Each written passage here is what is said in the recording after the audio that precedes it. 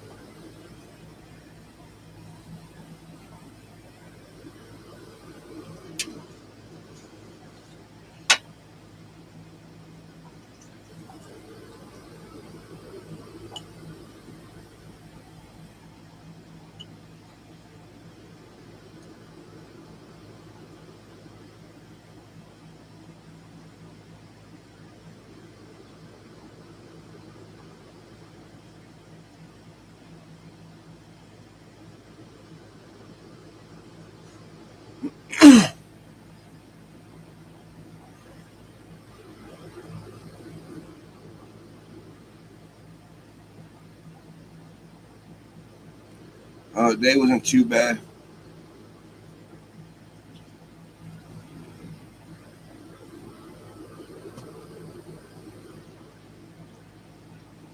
Smith's hammer. He went up to his room, remembering for once to light a tallow candle. His quiver and the axe hung from the same peg on the plaster wall. He hefted the axe in one hand, the hammer in the other. By weight of metal, the axe, with its half-moon blade and thick spear, was a good 5 or 6 pounds lighter than the hammer, but it felt 10 times heavier. Replacing the axe in a loop on his belt, he set the hammer on the floor beneath the peg, handle against the wall. The axe haft and hammer haft almost touched. Two pieces of wood equally thick, two pieces of metal, near enough the same weight. For a long time he sat on the stool staring at them. He was still staring when Rand put his head into the room. Come, blacksmith. We have things to talk over. I am a blacksmith, Aaron said. The warder frowned at him. Don't go winter crazy on me now, blacksmith. If you cannot carry your weight any longer, you may drag us all down the mountain. I'll carry my weight, Aaron growled. I will do what has to be done. What do you want? You, blacksmith. Don't you listen? Come on, farm boy. Got one road, I just got rope. One more. That name that Zareen so often called him pulled him to his feet angrily now. But Lan was already turning away. Aaron hurried into the hall, followed him toward the front of the inn, meaning to tell the warder he had had enough of this blacksmith and farm boy. His name was Perrin Barra. The warder had ducked into the inn's only private dining room, overlooking the street. Aaron followed him. Now listen, warder. You listen, Perrin, Lorraine said. Be quiet and listen. Her face was smooth, but her eyes looked as grim as her voice sounded. Perrin had not realized anyone was in the room except for himself and the warder, standing with one arm up on the mantel of the unlit fireplace. Lorraine sat at the table in the middle of the floor, a simple piece of black oak. None of the other chairs with their high carved backs were occupied. Zareen was leaning against the wall at the other end of the room from Lan, scowling. Loyal had chosen to sit on the floor since none of the chairs really fitted. I'm glad you decided to join us, farm boy, Zareen said sarcastically. Lorraine would not say anything until you came. She just looks at us as if she was deciding which of us is going to die. Be quiet, Lorraine told her sharply. One of the Forsaken is in Tyr. The High Lord Salmon is Balal. Perrin shivered. Loyal squeezed his eyes shut and groaned. I could have remained instead. I would probably have been very happy, married, whoever my mother chose. She is a fine woman, my mother, and she would not give me to a bad wife. His ears seemed to have hidden themselves completely in his shaggy hair. You can go back to studying Shanghai, Lorraine said. Leave now if you wish. I will not stop you. Loyal opened one eye. I can go? If you wish, he said. Oh. He opened the other eye and scratched his cheek with blunt fingers the size of sausages. I suppose, if I have a choice, That I will stay with all of you. I have taken a great many notes, but not nearly enough to complete my book. And I would not like to leave Karen and Rand. Moraine cut him off in a cold voice. Good, Loyal. I am glad that you are staying. I will be glad to use any knowledge you have. But until this is done, I have no time to listen to your complaints. I suppose, Reed said in an unsteady voice, there is no chance of me leaving. She looked at Moraine and shivered. I thought not. Blacksmith, if I live through this, I will make you pay. Aaron stared at her. The fool woman thinks it's my fault. Did I ask her to come? He opened his mouth, saw the look in Moraine's eyes, and closed it again quickly. After a moment, he said, Is he after Rand? To stop him or kill him? I think not, she said quietly. Her voice was like cold steel. I fear he means to let Rand enter the heart of the stone and take Kalendor, then take it away from him. I fear he means to kill the Dragon Reborn with the very weapon that is meant to herald him. Do we run again? Serene said. Like Hey, Joe McDonald, how I you never thought doing? to run. I never thought to find the Forsaken when I took the Hunter's Oath. This time, Moraine said, we do Just not getting a run. couple rolled up, We and then dare we'll not do a run. dab or two. Worlds and time rest on Rand and the Dragon Reborn. This time we fight. Farron took a chair uneasily. Moraine, you are saying a lot of things right out that you told us we must not even think about. You do have this room warded against listening, don't you? When she shook her head, he gripped the edge of the table hard enough to make the dark oak creak. I do not speak of a Myrtle Baron. No one knows the strength of the Forsaken, except that Ishamael and Lanfear were the strongest. But the weakest of them could sense any warning I might set from a mile or more away, and rip all of us to shreds in seconds, possibly without stirring from where he stood. You're saying he will tie you in knots, Baron muttered. Right. What are we supposed to do? Why can't we do anything? Even the Forsaken cannot stand up to balefire, she said. He wondered if that was what she had used on the Dark Hours. It still made him uneasy, what he had seen, and what she had said then. I have learned things in the last year, Baron. I am more dangerous than when I came to Lemons Field. If I can come close enough to Bilal, I can destroy him. But if he sees me first, he can destroy us all, long before I have a chance. She turned her attention to Loyal. What can you tell me of Bilal? Baron blinked with confusion. Skin Right. him, Serene burst out angrily. Why don't you tell the blacksmith you mean us who can kill him? Murmured urgently that name she used. Oh, you. But she did not even slow. I thought I said I knew everything. Right, at least I am smart enough not to say I will fight someone unless I know everything I can of him. You! She trailed off under Lorraine's stare, muttering. Oh dear, yes, I said coolly. Have long memories. It has been well over 100 generations since the breaking for humans, but less than 30 for Ogier. We still learn things from their stories that we did not know. Now tell me, Loyal, what do you know of Bilal? Brief me for once. I want your long memory, not your long wind. Loyal cleared his throat and sounded much like firewood tumbling down a chute. Bilal. His ears flickered out of his hair like hummingbird wings and snapped down again. I do not know what can be in the stories about him you do not already know. He is not much mentioned except in the raising of the Hall of the Servants just before Luz Baron Kinslayer and the 100 companions sealed him up with the Dark One. Jalanda, son of Ari, son of Konial, wrote that he was called the Envious, that he forsook the light because he envied Luz Baron, and that he envied Ishamael and Lanfear too.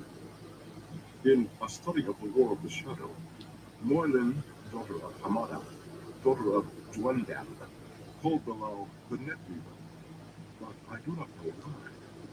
She mentioned him playing the game of stones with Luz Baron and winning, and that he always boasted of it. He glanced at Moraine and rumbled. I am trying to be honest. I do not know anything of important. Several writers say Bilal and Samael were both leaders in the fight against the Dark One before they forsook the fight, and both were masters of the sword. That is truly all I know. He may be mentioned in other books, other stories, but I have not read them. Bilal is just not spoken of very often. I am sorry I could not tell you anything useful. Perhaps you have. I did not know the name of Neptune, or that he envied the dragon as well as his companions in the shadow. That strengthens my belief that he wants Kalendar. That must be the reason he has chosen to make himself a High Lord of Tyr. A name for a scheme, patient and cunning plan. You have done well, Lyle. For a moment, the Ogier's wide mouth curved up in a pleased smile, but then it curved down again. I will not pretend that I am not afraid, Zelene said suddenly. Only a fool would not be afraid of the Forsaken. But I swore I would be one of you, and I will. That is all I wanted to say. Aaron shook his head. You must be crazy. I could wish I were not one of this party. I could wish I were back home working Master Luhan's forge. Alawi said it. If he is inside the stone, if he is waiting there for Rand, we must try to reach him. How do we do that? Everyone keeps saying no one enters the stone without the permission of the High Lords. And looking at it, I don't see any way but through the gates. You do not go in, Rand said. Moraine and I will be the only ones to enter. The more who go, the harder it will be. Whatever way in I find, I cannot believe it will be easy even for only two. Dean, Moraine began in a firm voice, but the warder cut her off with one just as firm. We go together, Moraine. I will not stand aside this time. After a moment, she nodded. Aaron thought he saw Land relax. The rest of you had better get some sleep. One of them come. I have to be out studying this stone. He paused. There is a thing that your news drove out of my head, Moraine. A small thing. I cannot see what it might mean. There are Aiel in Tyr. Aiel? One will explain. Impossible. The entire city would be in a panic if one Aiel came through the gates. I did not say they were walking the streets over here. The rooftops and chimneys of the city make as good hiding as the waste. I saw no less than 3, though apparently no one else in Tyr has seen any of them. And if I saw 3, you can be sure there are many times that I did not see. It means nothing, Moraine said slowly. Aaron, why are you frowning in that way? He did not know what he was frowning. I was thinking about that Aiel. He said that when the stone falls, the Aiel will lead the threefold. That's the way. He said it was a prophecy. I read every word of the prophecies of the dragon, Moraine said softly. In every translation, there is no mention of the Aiel. We stagger blindly. There's nets, and the wheel weaves the pattern around us. But are the Aiel the wheels weaving, or the logs? And you must find me the way into the stone quickly. Us. Find us a way in quickly. As you command, Sky, he said. His tone was well worn. He vanished through the door. Moraine frowned at the table, eyes clouded in thought. Zareen came over to look down at Perrin, her head tilted to one side. And what are you going to do, blacksmith? It seems they mean us to wait and watch while they go adventuring. Not that I would complain. He nodded at last. First, he told her, I'm going to have something to eat. And then I'm going to think about Aiel. Try to muscle out there. Chapter 51. Bait for the net. From the corner of her eye, Nynaeve thought she glimpsed a tall man with reddish hair and a swirling brown cloak, well down the sunlit street. But as she turned to peer from under the brim of the blue straw hat Islwyn had given her, an ox-drawn wagon was already lumbering between them. When it lurched on, the man was nowhere to be seen. She was almost certain that had been a wooden flute case on his back, And his clothes were certainly not tiring. It couldn't be red. Just because I keep dreaming about him does not mean he is going to come all the way from Almouth Plain. One of the barefoot men hurrying past, with the sickle-shaped tails of a dozen large fish sticking up from the basket on his back, suddenly tripped, catapulting silver-scaled fish over his head as he fell. He landed on hands and knees in the mud, staring at the fish that had come out of his basket. Every one of the long, sleek shapes stood upright, stuck nose down in the mud, forming a neat circle. Even a few passers-by ached at that. Slowly the man got to his feet, apparently unaware of the mud on him. Unslinging his basket, he began gathering the fish back into it, shaking his head and muttering to himself. Nynaeve blinked, but her business was with this cow-faced brigand facing her in the doorway of his shop with bloody cuts of meat hanging from hooks behind him. She gave her braid a tug and fixed the fellow with her eye. "Very well," she said sharply.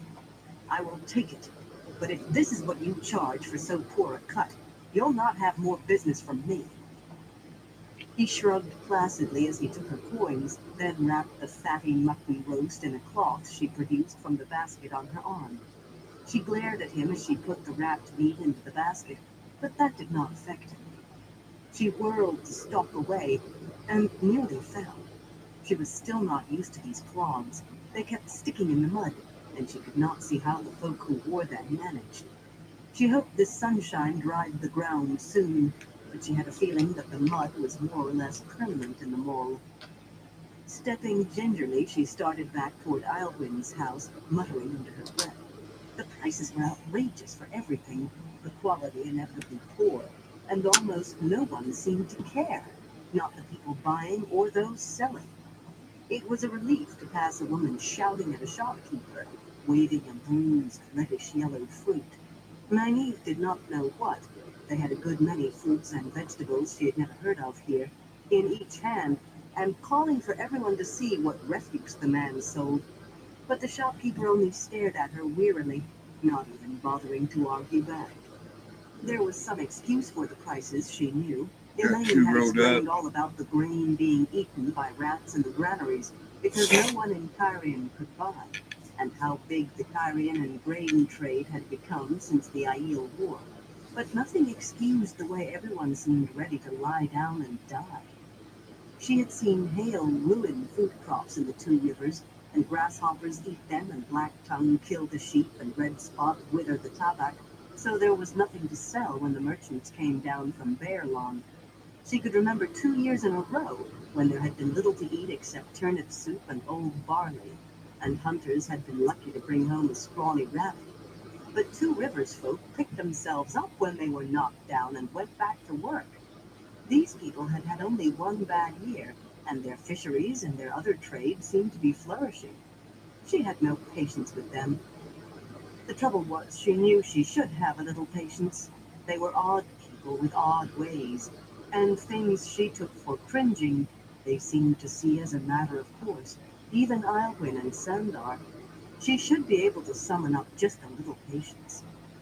If for them, why not for Egwene? She put that aside. The child behaved wretchedly, snapping at the most obvious suggestions, objecting to the most sensible things. Even when it was plain what they should do, Egwene wanted to be convinced. Nynaeve was not used to having to convince people, especially not people she had changed swaddling clothes for. The fact that she was only a matter of 7 years older than Egwene was of no account. It is all those bad dreams, she told herself. I cannot understand what they mean, and now Elaine and I are having them too, and I do not know what that means either. And Sandar won't say anything except that he is still looking, and I am so frustrated I could just spit. She jerked her braid so hard it hurt. At least she had been able to convince Egwene not to use the Turanguial again, to put the thing back in her pouch, instead of wearing it next to her skin always.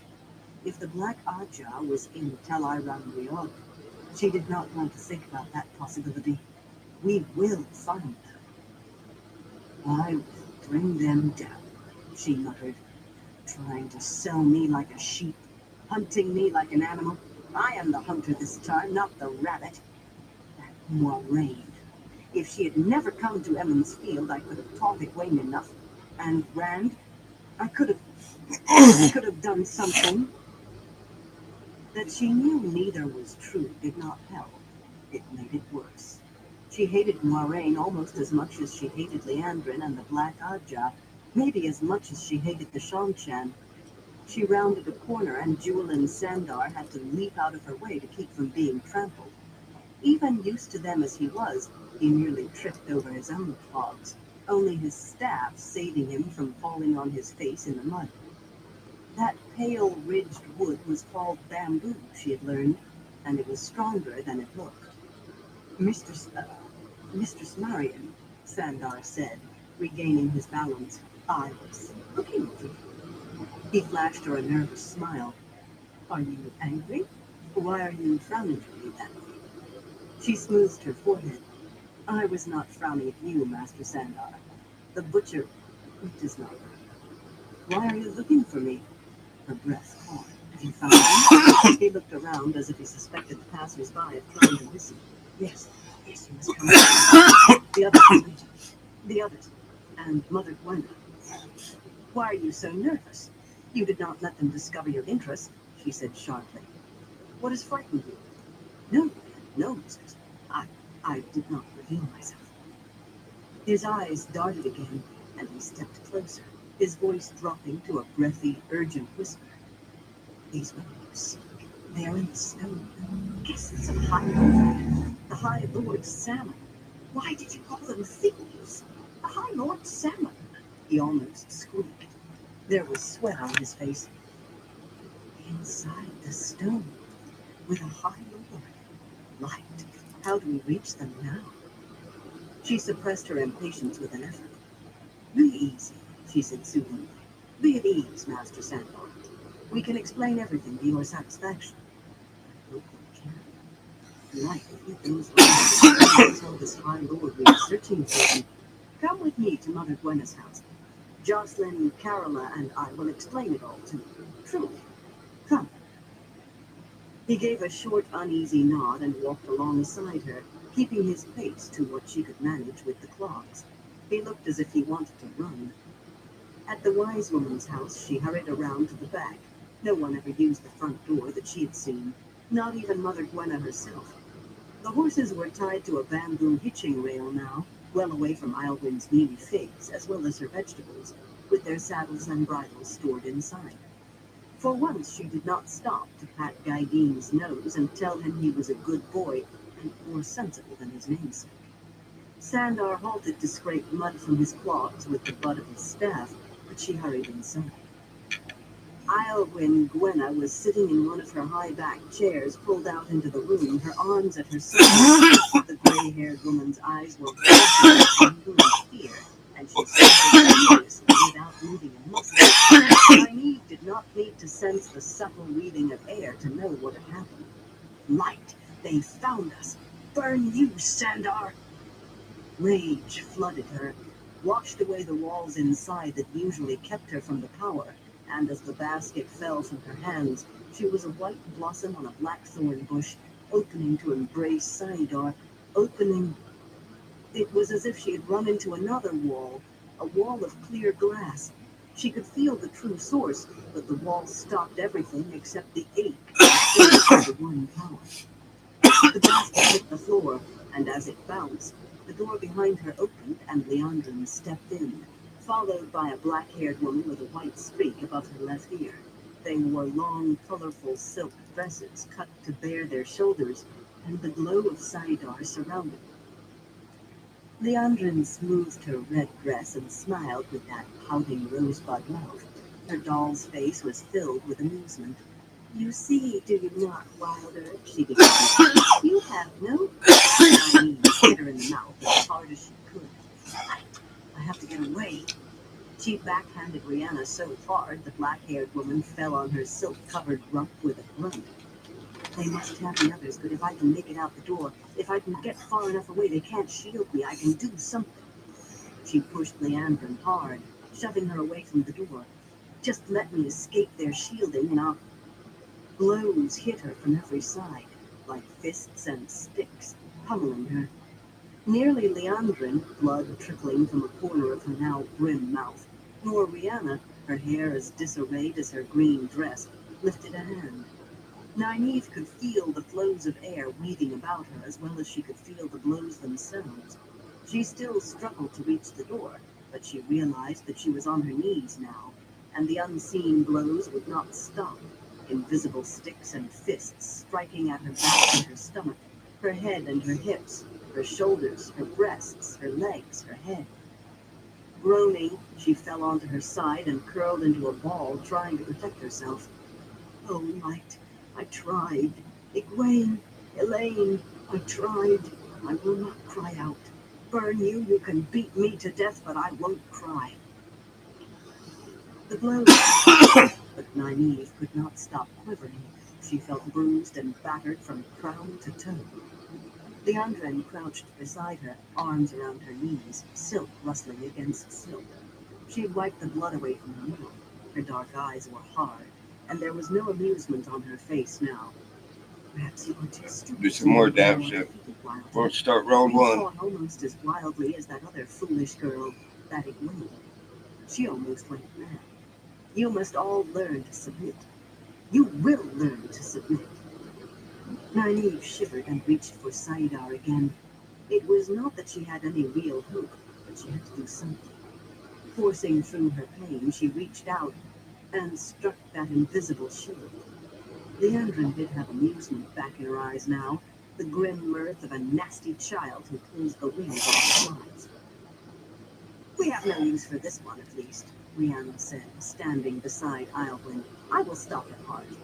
Iolwyn's eyes nearly came out of her head. No! Leandrin's short, honey-colored braids swung as her head snapped around. Always you kill too quickly, and only the great Lord can make use of the dead. She smiled at the woman held to the chair by invisible bonds. You saw the soldiers who came with us, old woman. You know who waits for us in the stone. The High Lord Salmon, he will not be if you speak of what happened inside your house. If you hold your tongue, you will live, perhaps to serve them again one day. If you speak, you will serve only the great Lord of the Dark from beyond the grave. Which do you choose? Suddenly, Iolwyn could move her head. She shook her gray curls, working her mouth. I will hold my tongue, she said dejectedly, then gave Nynaeve an embarrassed, shamed look. If I speak, what will it do? A High Lord could have my head by raising an eyebrow. What good can I do you, girl? What good? It is all right, Nynaeve said wearily. Who could she tell? All she could do is die. I know you would help if you could. Rihanna threw back her head and laughed. Iolwyn slumped, released completely, but she only sat, staring at her hands in her lap. Between them, Leandrin and Rihanna pulled Nynaeve to her feet and pushed her toward the front of the house. You give us any trouble, the black-haired woman said in a hard voice, and I will make you peel off your own skin and dance in your bones. Nynaeve almost laughed. What trouble could I give? She was shielded from the true source. Her bruises ached so much she could barely stand. Anything she might do, they could handle like a child's tantrum. But my bruises will heal, burn you, and you'll make a slip yet. And when you do... There were others in the front room of the house.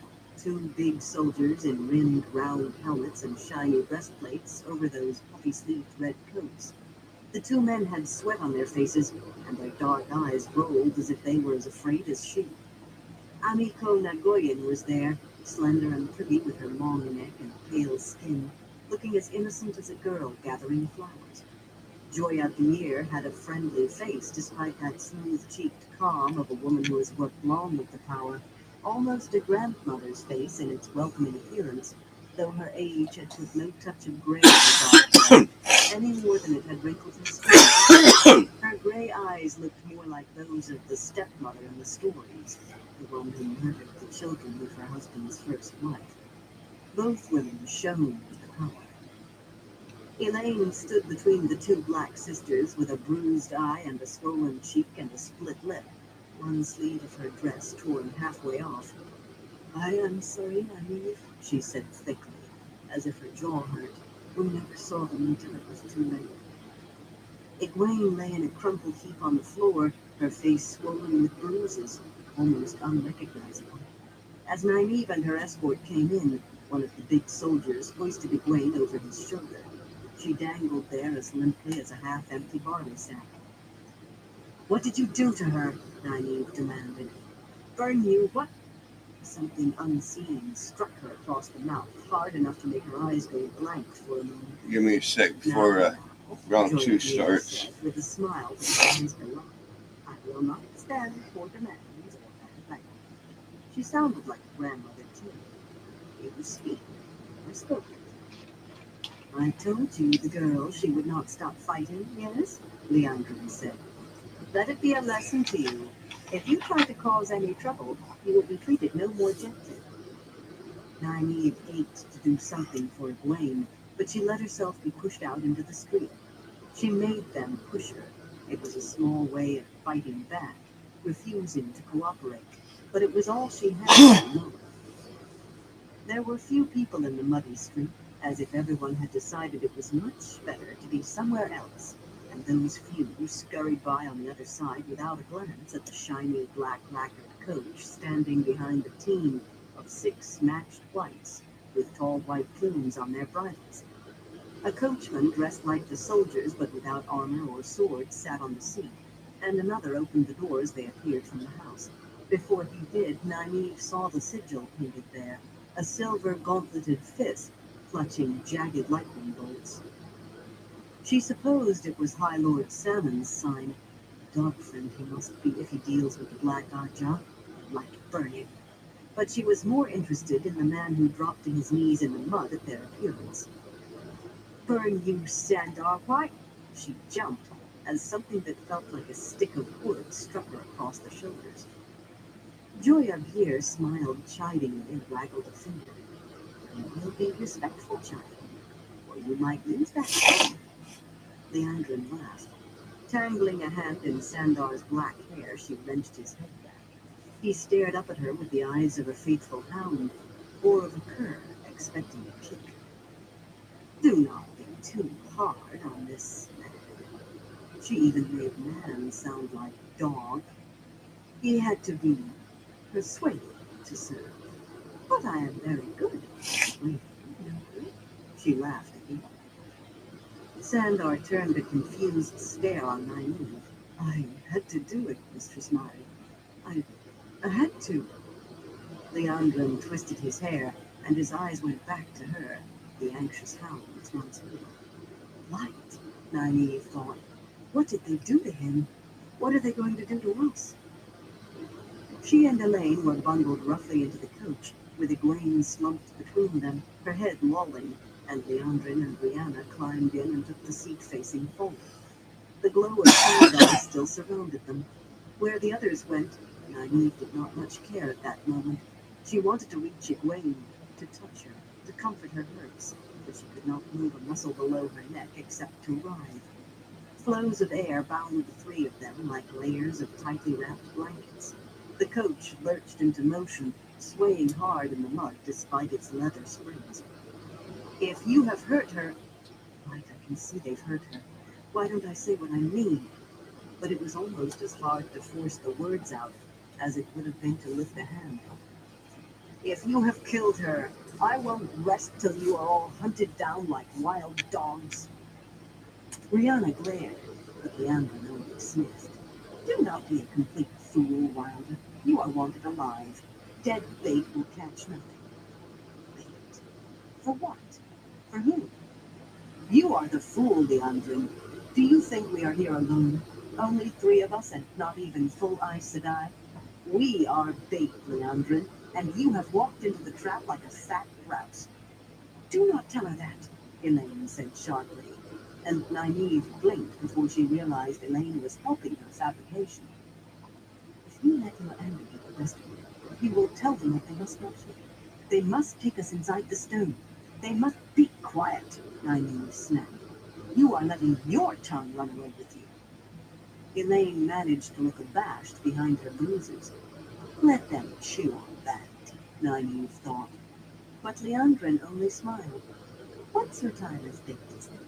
You will tell us everything. You will want to. They say you will be very strong one day, but I will make sure you will always obey me, even before the great Master Galal works his plans for you. He is sending for Murdrog, 13 of them. Those rosebud lips laughed the final words. Nynaeve felt her stomach twist. One of the Forsaken, her brain numbed with shock. The Dark One and all the Forsaken are bound in Shaial Ghul, bound by the Creator in the moment of creation. But the Catechism did not help. She knew too well how much of it was false. Then the rest of it came home to her. 13 Murkoff, and 13 sisters of the Black Raja. She heard Elaine screaming before she realized she was screaming herself, jerking uselessly in those invisible bonds of air. It was impossible to say which was louder, their despairing screams, or the laughter from Leandrin and Rihanna. Chapter 52. In Search of a Remedy. Slumped on the stool in the Gleeman's room, Matt grimaced as Tom coughed again.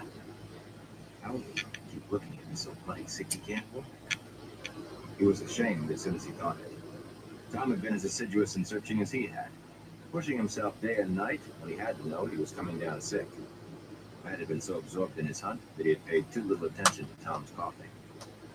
The change from constant rain to steamy heat had not helped him.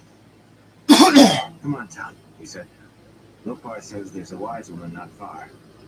That is what they call a wisdom here. A wise woman. Wouldn't Nynaeve like that? I do not need any foul-tasting concoctions poured down my throat, boy. Tom stuffed a fist through his mustaches in a vain attempt to stop his hacking. You go ahead looking. Just give me a few hours on my bed, and I'll join you. The racking wheezes. Give me 1 second, I'll be right back. He was almost on his knees. So I'm supposed to do all the work while you take your ease? That said lightly. How can I find anything without you? You learn most of what we hear. That was not exactly true. Men talked as freely over dice as they did while buying a Gleeman a cup of wine. More freely than they did with the Gleeman hacking so hard they feared contagion. But he was beginning to think that Tom's cough was not going to go away by itself. The old throat dies on me. Who will I play stones with? He told himself roughly. Anyway, your bloody coughing keeps me awake even in the next room. Ignoring the white-haired man's protests, he pulled Tom to his feet. He was shocked at how much of the Gleeman's weight he had to support. Despite the damp heat, Tom insisted on his patch-covered cloak. Matt had his own coat unbuttoned completely, and all 3 ties of his shirt undone. But he let the old goat have his way. No one in the common room even looked up as he half-carried Tom out into the muggy afternoon. The innkeeper had given simple directions, but when they reached the gate and faced the mud of the Mala, Matt almost turned back to ask another wise woman. There had to be more than one in a city this size. Tom's wheezing decided him. With a grimace, Matt stepped off into the mud, half carrying the Gleeman. He had thought from the directions that they must have passed the wise woman's house on their way up from the dock that first night. When he saw the long, narrow house with bunches of herbs hanging in the windows, right next to a potter's shop, he remembered it. Lopar had said something about going to the back door, but he had had enough of mud. And the stink of fish, he thought, frowning at the barefoot men slouching by with their baskets on their backs. There were tracks of horses in the street, too, just beginning to be obliterated by feet and ox carts. Horses pulling a wagon number or one. a carriage. He had seen nothing but oxen drawing carts or wagons out of one tier. The nobles and the merchants were proud of their fine stock, never let one be put to anything like work. But he had not seen any carriages since leaving the walled city either.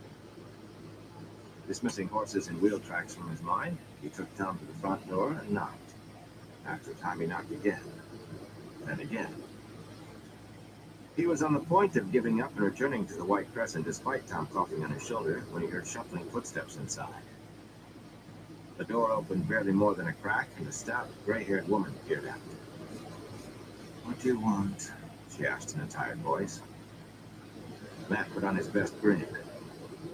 I am getting sick myself at all these people who sound like there's no bloody hope. Mother Gwen, my name is Matt Coffin. Count Lopard told me you might do something for my friend's cough. I can pay well.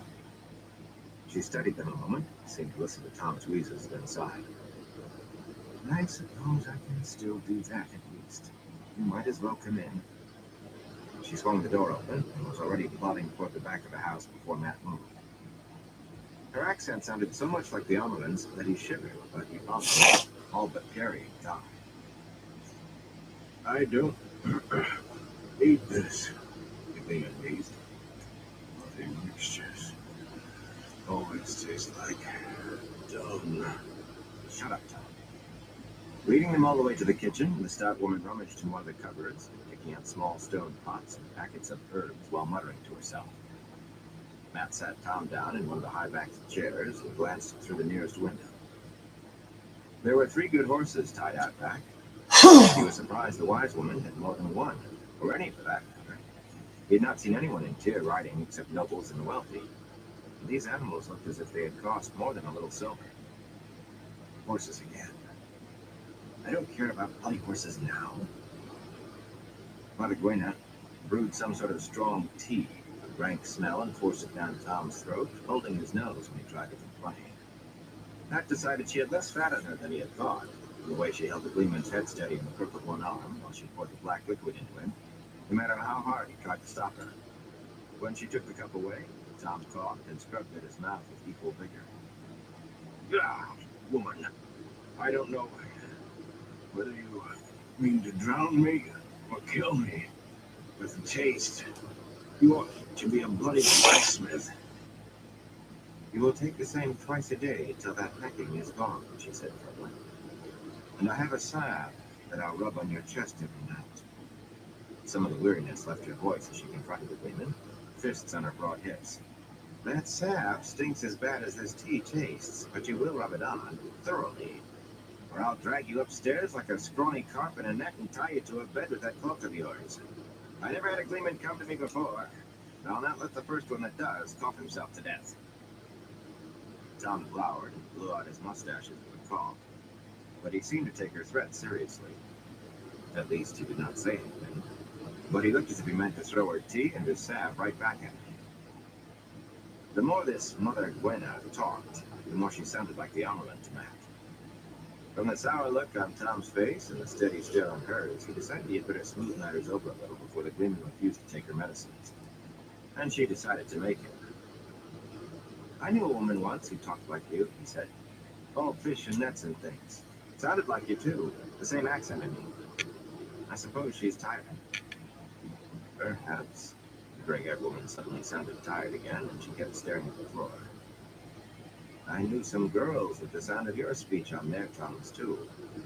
2 of them had it anyway. She sighed heavily. Matt felt his scalp prickling. I can't get this done. But he would not bet a copper on 2 other women with 2 Rivers accents just happening to be in Tyr. 3 girls, young women, named Egwene and Nynaeve and Elaine. That one has hair like the sun and blue eyes. She frowned at him. Those were not the names they gave me, she said slowly. Yet I suspected they did not give me their true names. But they had their reasons, I thought. One of them was a pretty girl with bright blue eyes and red gold hair to her shoulders. She described Nynaeve with her braid to her waist, and Egwene with her big dark eyes and ruddy smile, too. 3 pretty women as different from one another as they could be. I see they are the ones you know, she finished. I'm sorry, boy. Why are you sorry? I've been trying to find them for days. I could walk right past this place the first night. Right past it. I wanted random. What could be more random than where a ship docks on a rainy night, and where you happen to look in a bloody lightning flash? Burn me. Burn me. Tell me where they are, Mother Gwena. The gray-haired woman stared wearily at the stove where her spouted kettle was steaming. Her mouth worked, but she said nothing. Where are they? Matt demanded. It is important. They are in danger if I don't find them. She said softly. You are in conflict. The High Lords. I do not care about any. Matt blinked and looked at Tom. The Gleeman seemed to be frowning, but he was coughing so hard Matt could not be sure. What do the High Lords have to do with my friends? You just do not. Don't tell me I do not understand. I will pay for the information. Mother Gwen glared at him. I do not take money for it. She grimaced fiercely. You asked me to tell you things I have been told not to speak of. You know what will happen to me if I do, and you breathe my name. I will lose my tongue to begin. Then I will lose other parts before the High Lords have what is left of me hung up to speak in these last hours as a reminder to others to obey. And it will do those young women no good, not my telling or my dying. I promise I will never mention your name to anyone. I swear it. If you only tell me where they bloody are. Please. They are in danger. She studied him for a long time. Before she was done, he had the feeling she knew every detail of it.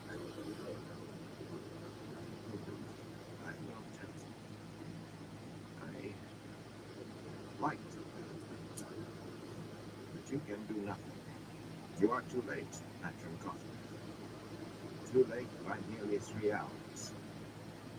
They have been taken to the stone. The High Lord's summons sent for them. She shook her head in worried puzzlement.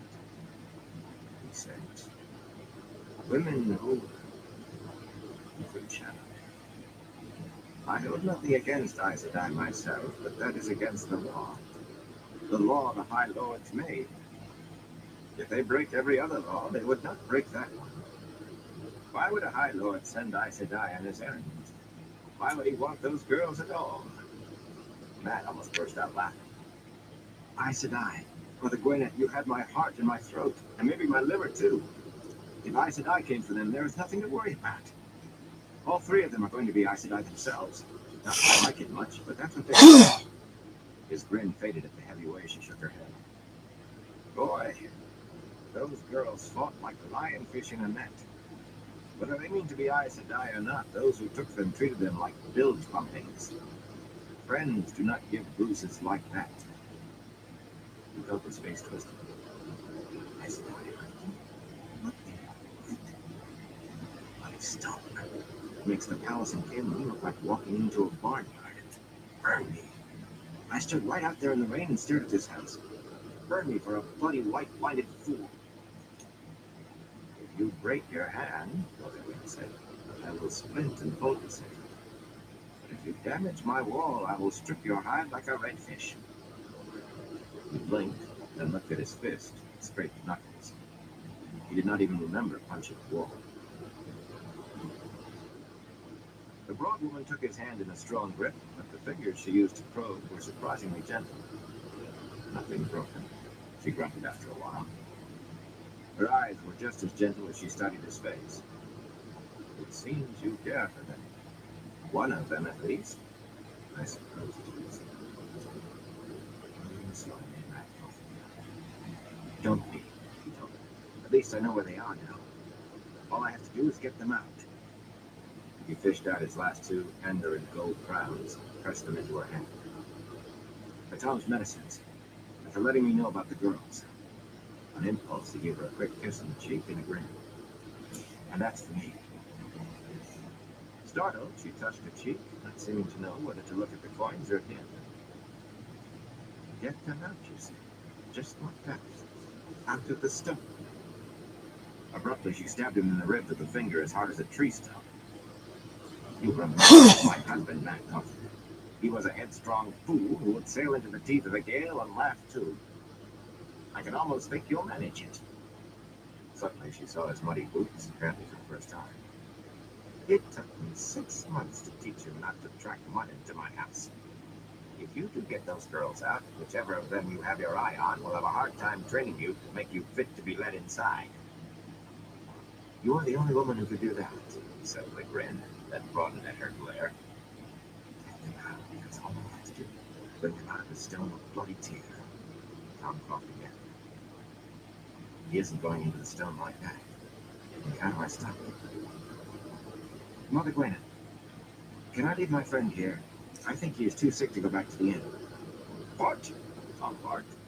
He tried to push himself out of the chair, coughing so he could hardly speak.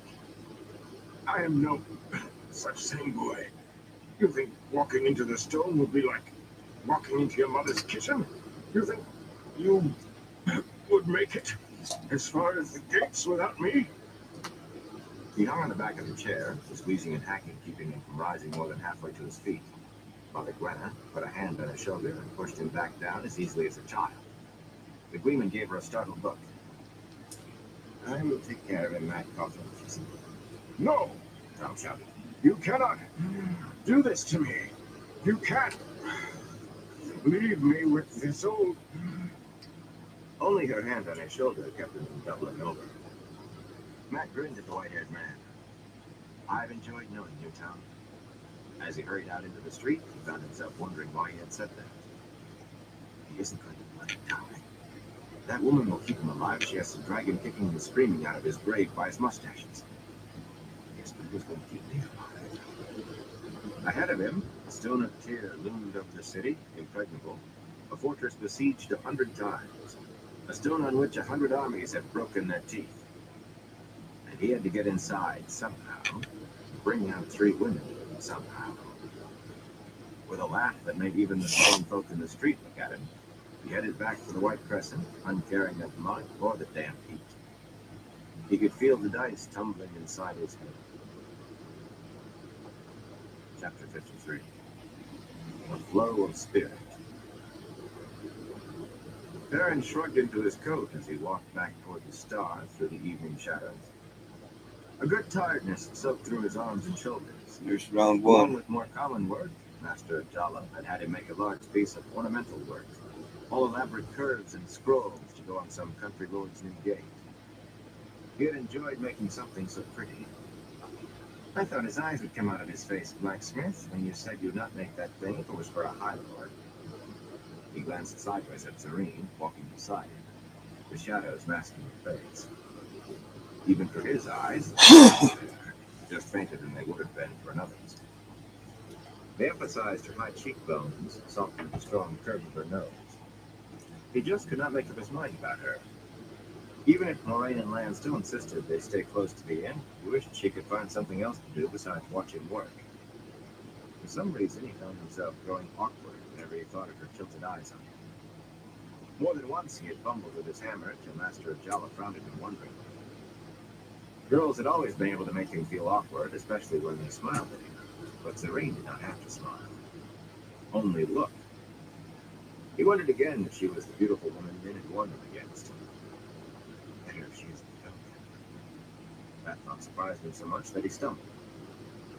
I do not want anything I make to get into the hands of one of the Forsaken. His eyes glowed golden as he looked at her. If it was for a High Lord, how could I tell where it might end? She said. I did not mean to frighten you, right? Serene. She smiled broadly, and after he could not see her. You won't fall yet, fine boy.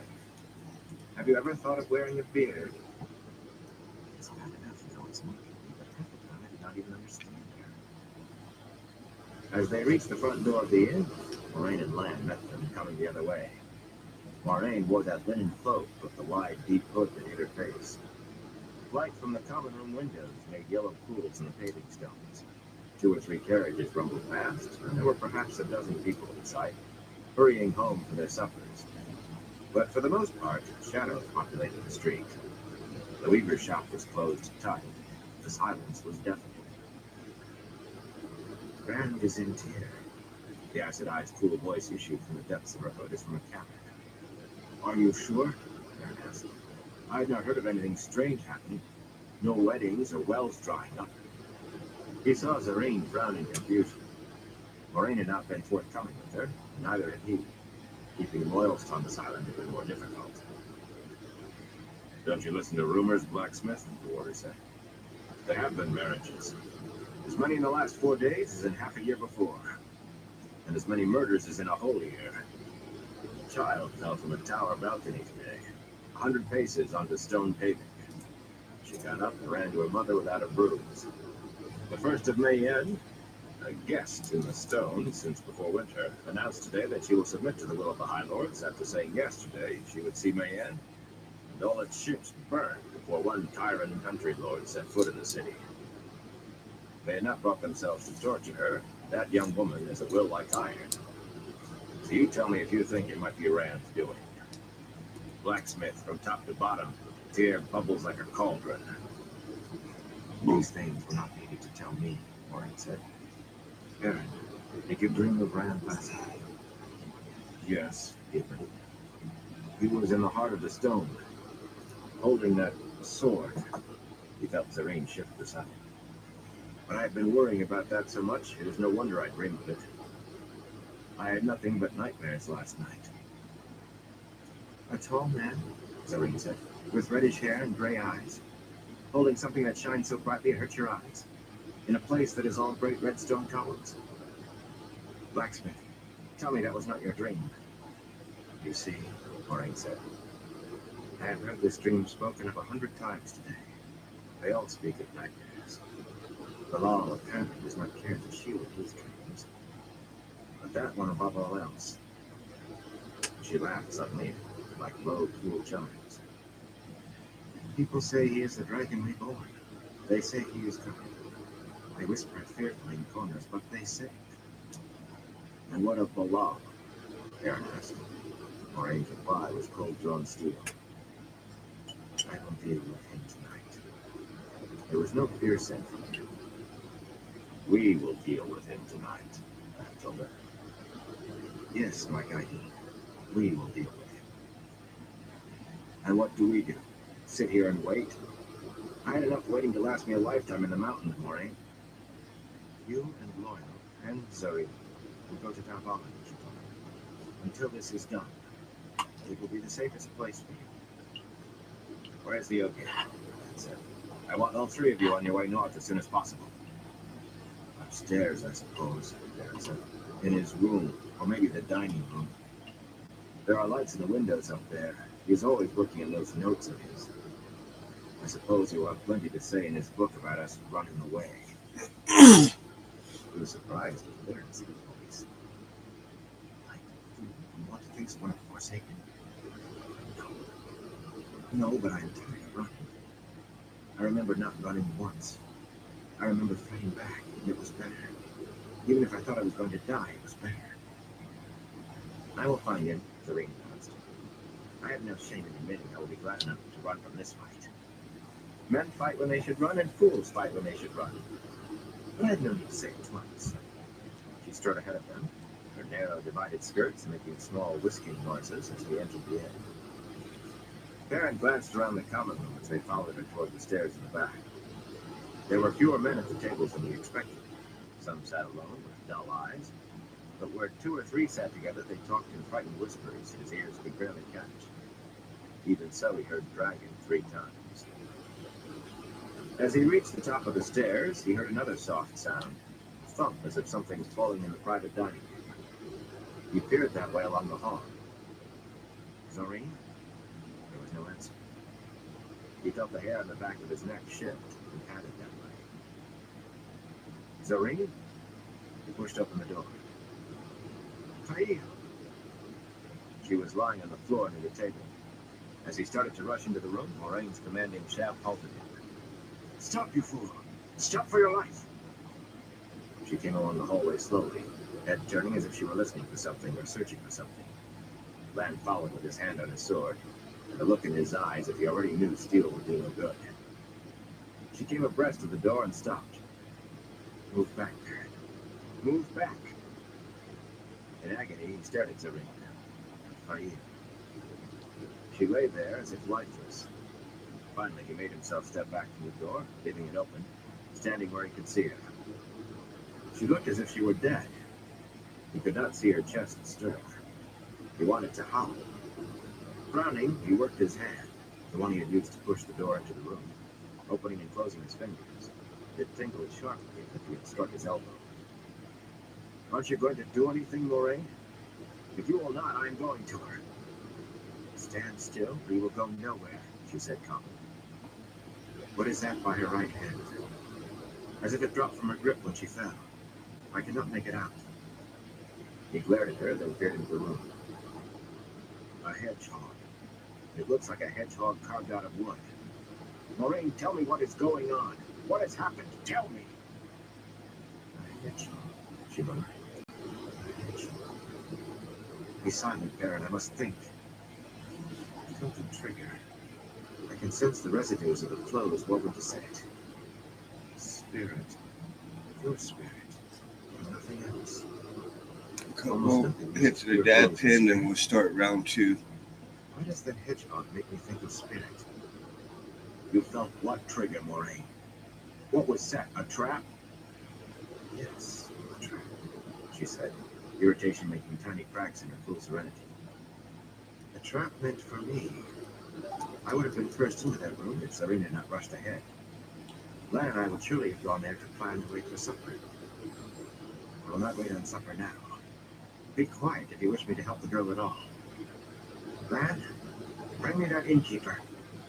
The water flowed away down the stairs. Moraine paced up and down in the hall, sometimes stopping to peer through the door from the depths of her hood. Baron could see no sign that Zareen lived. Her breast did not stir. He tried listening for her heartbeat, but even for his ears it was impossible. When Lan returned, shoving a frightened Jura Haret ahead of him by the scruff of his fat neck, the Aes Sedai rounded on the balding man. You promised to keep this room for me, Master Haret. Her voice was as hard, as precise as a skinning knife. To allow not even a serving woman to enter to clean unless I was present. Who did you let enter it, Master Haret? Tell me. Haret shook like a bowl of pudding. Only the two ladies, mistress.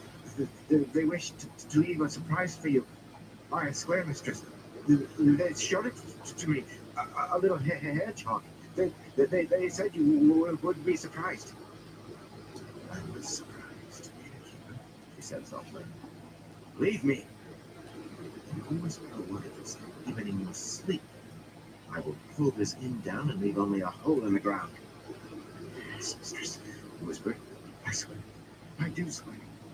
Go.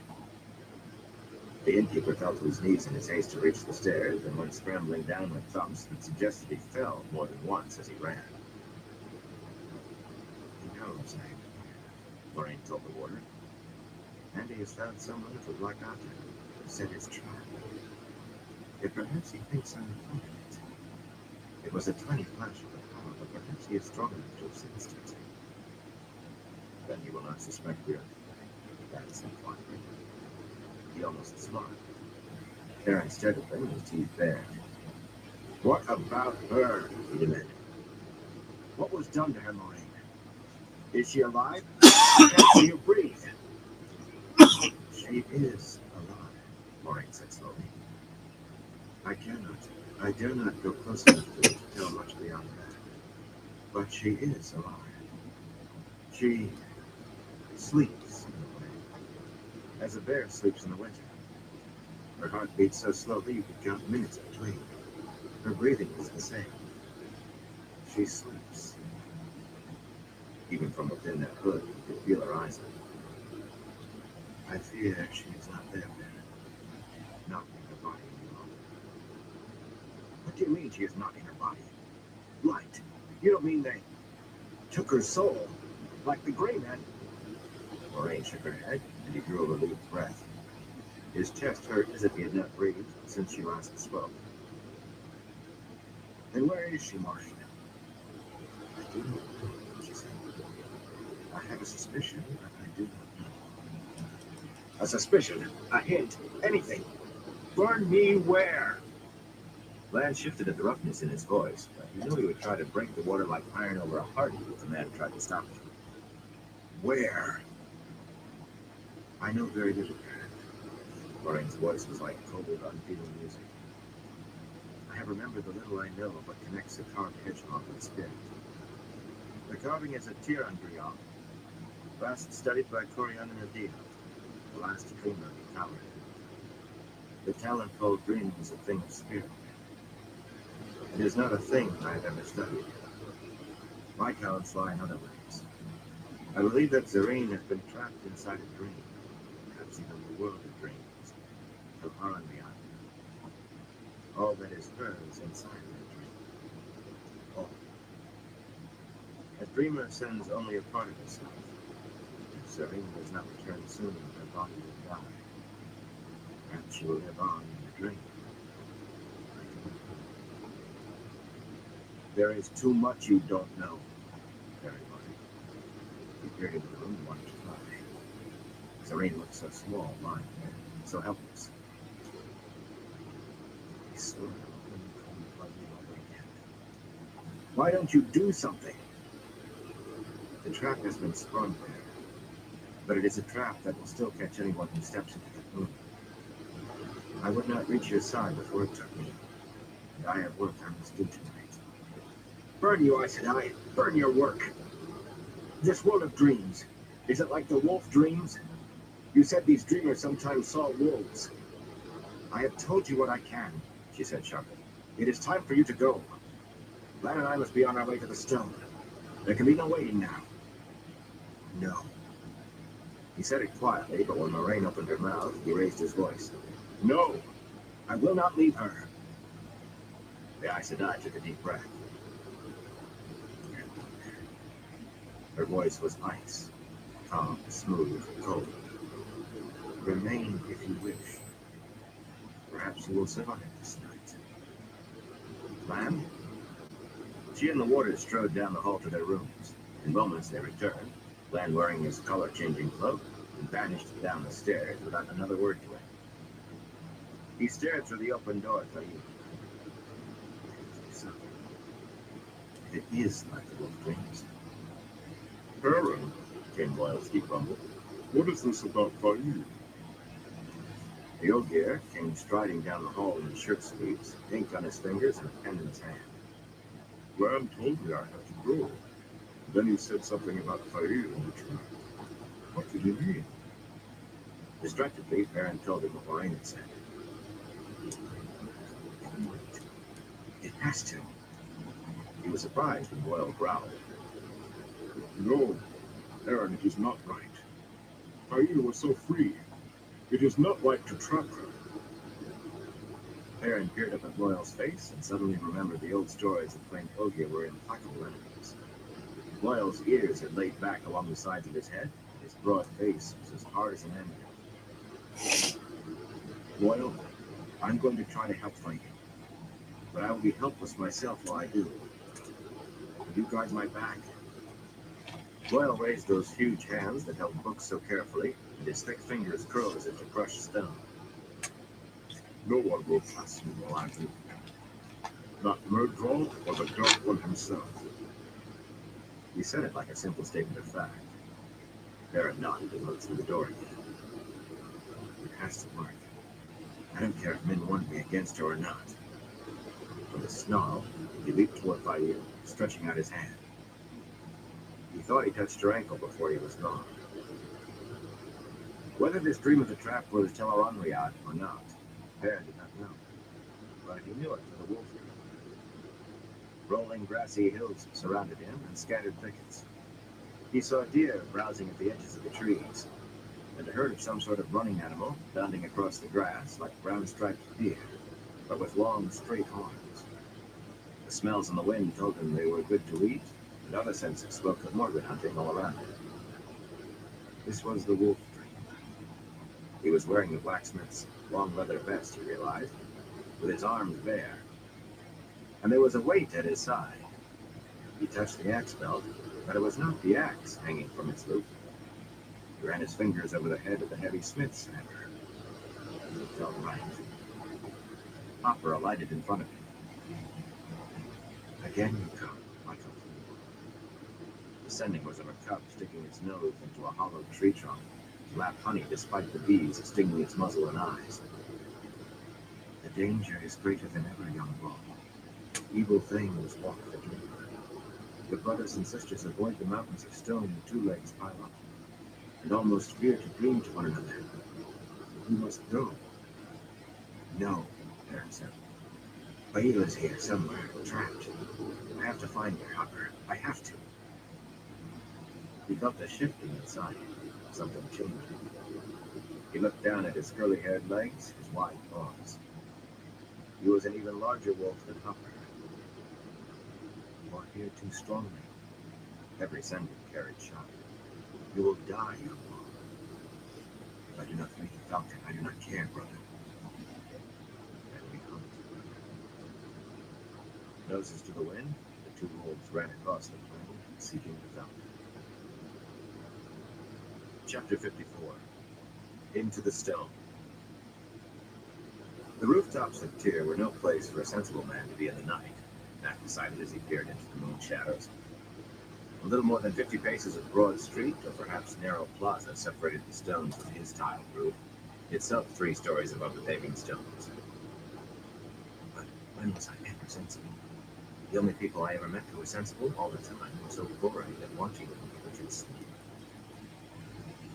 Whether the thing was a street or a plaza, he had followed it all the way around the stone since nightfall. The only place it did not go was on the riverside, where the Aranin ran right along the foot of the fortress, and nothing interrupted it except the city wall. That wall was only 2 houses to his right. So far, the top of the wall seemed the best path to the stone, but not one he would be overjoyed to take. The quarterstaff was a small wire-handled tin box, carefully placed near the wall.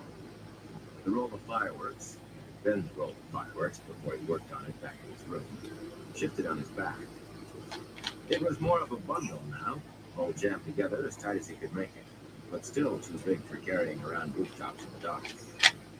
Earlier, a slip of his foot because of the thing had sent the roof tile skittering over the edge and roused the man sleeping in a room below to bellow, "Thief!" and send him running. He hitched the bundle back into position without thinking about it. After a moment, he set the tin box down. The wire handle was beginning to grow uncomfortably warm. It felt a little safer, studying the stone from the shadows, but not much more encouraging.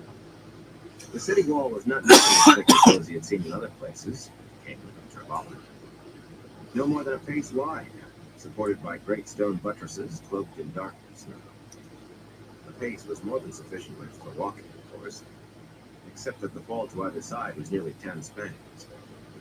Through the dark, it was a hard pavement.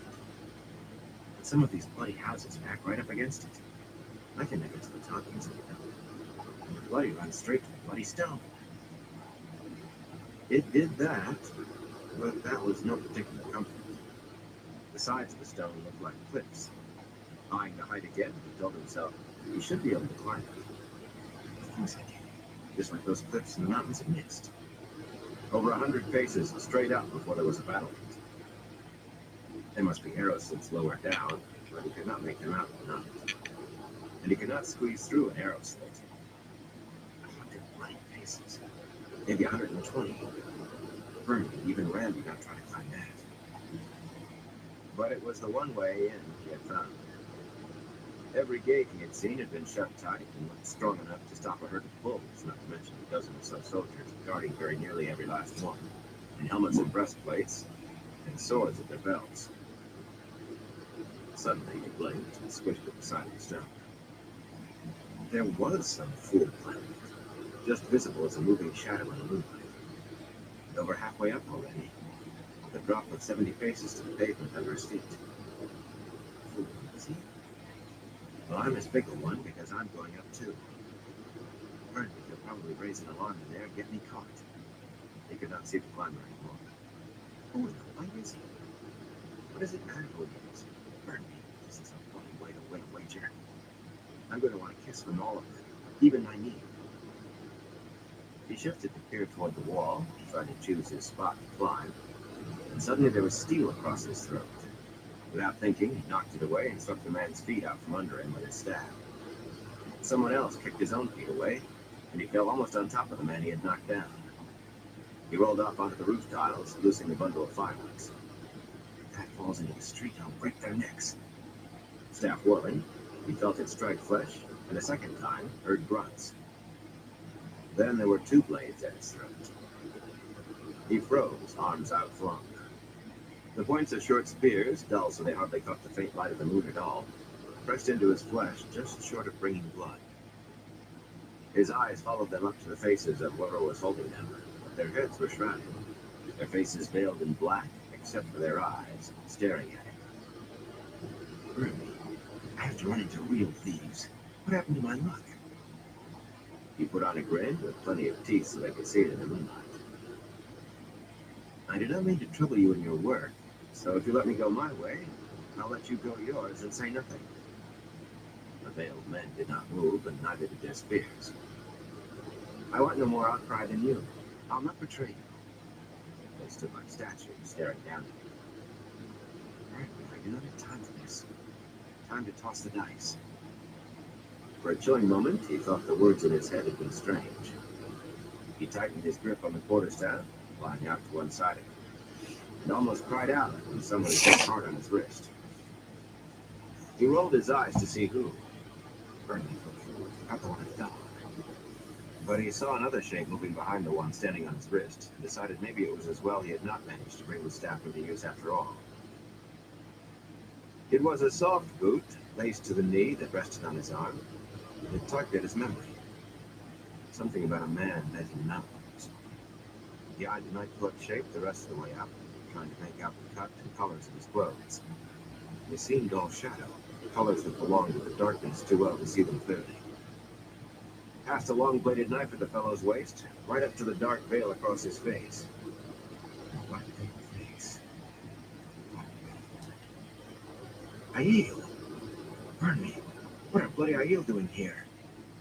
He had a sinking feeling in his stomach as he remembered hearing that Aiel veiled themselves when they killed. Yes, said a man's voice. We are. Matt gave a start. He had not realized he had spoken aloud. You dance well for one caught by surprise, the young woman's voice said. He thought she was the one standing on his wrist.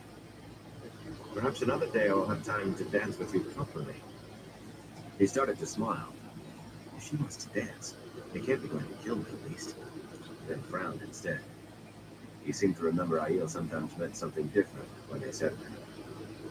The spears were pulled back and hands hauled him to his feet. He shook them away and brushed himself off as if he were standing in a common room instead of on a nightclub rooftop before Aiel. It always paid to let the other man know you had a steady nerve. The Aiel had quivers at their waists as well as knives, and more of those short spears on their backs with cased bows. The long spear points sticking up above their shoulders. He heard himself humming, "I'm down at the bottom of the well," and stopped. What do you do here? The man's voice asked. With the veils, Matt was not entirely sure which one had spoken. The voice sounded older and confident, used to command. He thought he could pick out the woman at least. She was the only one shorter than he. That not by much. The others all stood a head taller than he or more. Funny, he thought. We have watched you for some little time, the old man went on. Watched you watch Lighting yourself. number 2. I've studied it from every side. Why? I could ask the same of all of you, another voice said. Matt was the only one who gave a start as a man in baggy breeches stepped out the shadows. The fellow appeared to be shoeless, with better footing than the times. I expected to find thieves, not Aiel, Matt went on. But do not think your numbers frighten me. A slim staff no taller than his head made a blur and a hum as he whirled it. My name is Julian Sundown, and I am a thief catcher. And I would know why you were on the rooftops, staring at the stone. Matt shook his head. How many bloody people are on the roofs tonight? All that was needed was for Tom to appear and play his harp, for someone to come looking for an inn. Bloody thief taker. He wondered why the Aiel were just standing. You stalk well for a city man, the older man's voice said. Why do you follow us? We have stolen nothing. Why have you looked so often at the stone tonight yourself? Even in the moonlight, this Sandar's surprise was evident. He gave a start, opened his mouth, and closed it again as 4 more Aiel rose out of the dimness behind him. With a sigh, he leaned on his slender staff. I'm sorry, but the information you supplied is I am caught incorrect. myself. Please try again. Please enter. It seems I must answer your question. Please enter your password. He followed peered by toward the pound. stone and If shook you his make head. a mistake and need to start again, press the star The key. thing Leave today a that message for this subscriber. troubles Just press pound. he sounded almost as though he were talking to himself, trying to puzzle it out. Part of me says it was right when I did. I'm sorry, But but I the must admit, information you supplied is surely it incorrect. seemed right Please when I try did it. again. Please enter your A small area voice code and tells phone me number followed by pound. If you Traits. make a mistake and need to I am certain this voice is wrong, and it is very small, but it will not stop. He stopped then himself, shaking his head again. One of the Aiel nodded, then spoke with the other man's message for this voice. subscriber, press I the am pound Ruach, key. To sign of the in Nine as Valleys another Sept of the subscriber, Tardub press the Aiel. star key. If you have Once I forgotten your was password, Ethan Dor, press the a pound red key shield. twice. Sometimes the red shields do as your thief catcher. I say this so you will understand that I know what it is you do, and the kind of man you must be. I mean no harm to you, Julian Sandar, thief catchers, nor to the people of your city, but you will not be suffered to raise the arm cry. If you will keep your silence, you will live. If not, not. You mean no harm to the city, Sandar said slowly. Why are you here then? The stone. Ruark's tone made it plain that was all he meant to say. After a moment, Sandar nodded and muttered. Elders wish they have the power to harm the stone, Ruark. I will hold my tongue. Ruark turned his pale face to Matt. And you, nameless youngling, you tell me now why you watch the stone so closely? I just wanted to walk in the moonlight, Matt said lightly. The young woman put her spear point to his throat again. He tried not to swallow. Now, maybe I can tell him something of it. He must not let them know he was shaken. If he let the other fellow know that, he lost whatever edge he might have. Very carefully, with 2 fingers, he moved his steel away from her. It seemed to him that she laughed softly. Some friends of mine are inside the stone, he said, trying to sound casual. Prisoners. I mean to bring them out. Alone, nameless one? Ruark said. Well, there doesn't seem to be anyone else, Matt said dryly. Unless you care to help. You seem interested in the stone yourself. If you mean to go into it, perhaps we could go together. It is a tight roll of the dice any way you look at it, but my luck runs good. So far. I've run into Blackveiled Aiel, and they have not cut my throat. Luck cannot get much better than that. Certainly it would not be bad to have a few Aiel along with me there. You could do worse than betting on my luck. We are not here for prisoners, Gambler, Ruark said. It is time, Ruark. Matt could not tell from which of the Aiel that came, but Ruark nodded. Yes, Gaul. He looked from Matt to Sandar and back. Do not give the arm cry. He turned away. 2 steps, and he blended into the night. Matt gave a start. The other Aiel were gone too, leaving him alone with the thief taker. Unless they left somebody to watch us. Bernie, how can I tell if they did? I hope you don't mean to try stopping me either, he told Sandar, as he slung the bundle of fireworks on his back again and picked up his quarterstaff. I mean to go inside, by you or through you, one way or the other. He went over to the chimney to pick up the tin box. Wire handle was more than one now. These friends of yours, Sandar said. They are 3 women? Matt frowned at him, wishing there was enough light to show the man's face clearly. The fellow's voice sounded odd. What do you know of them? I know they are inside the stone.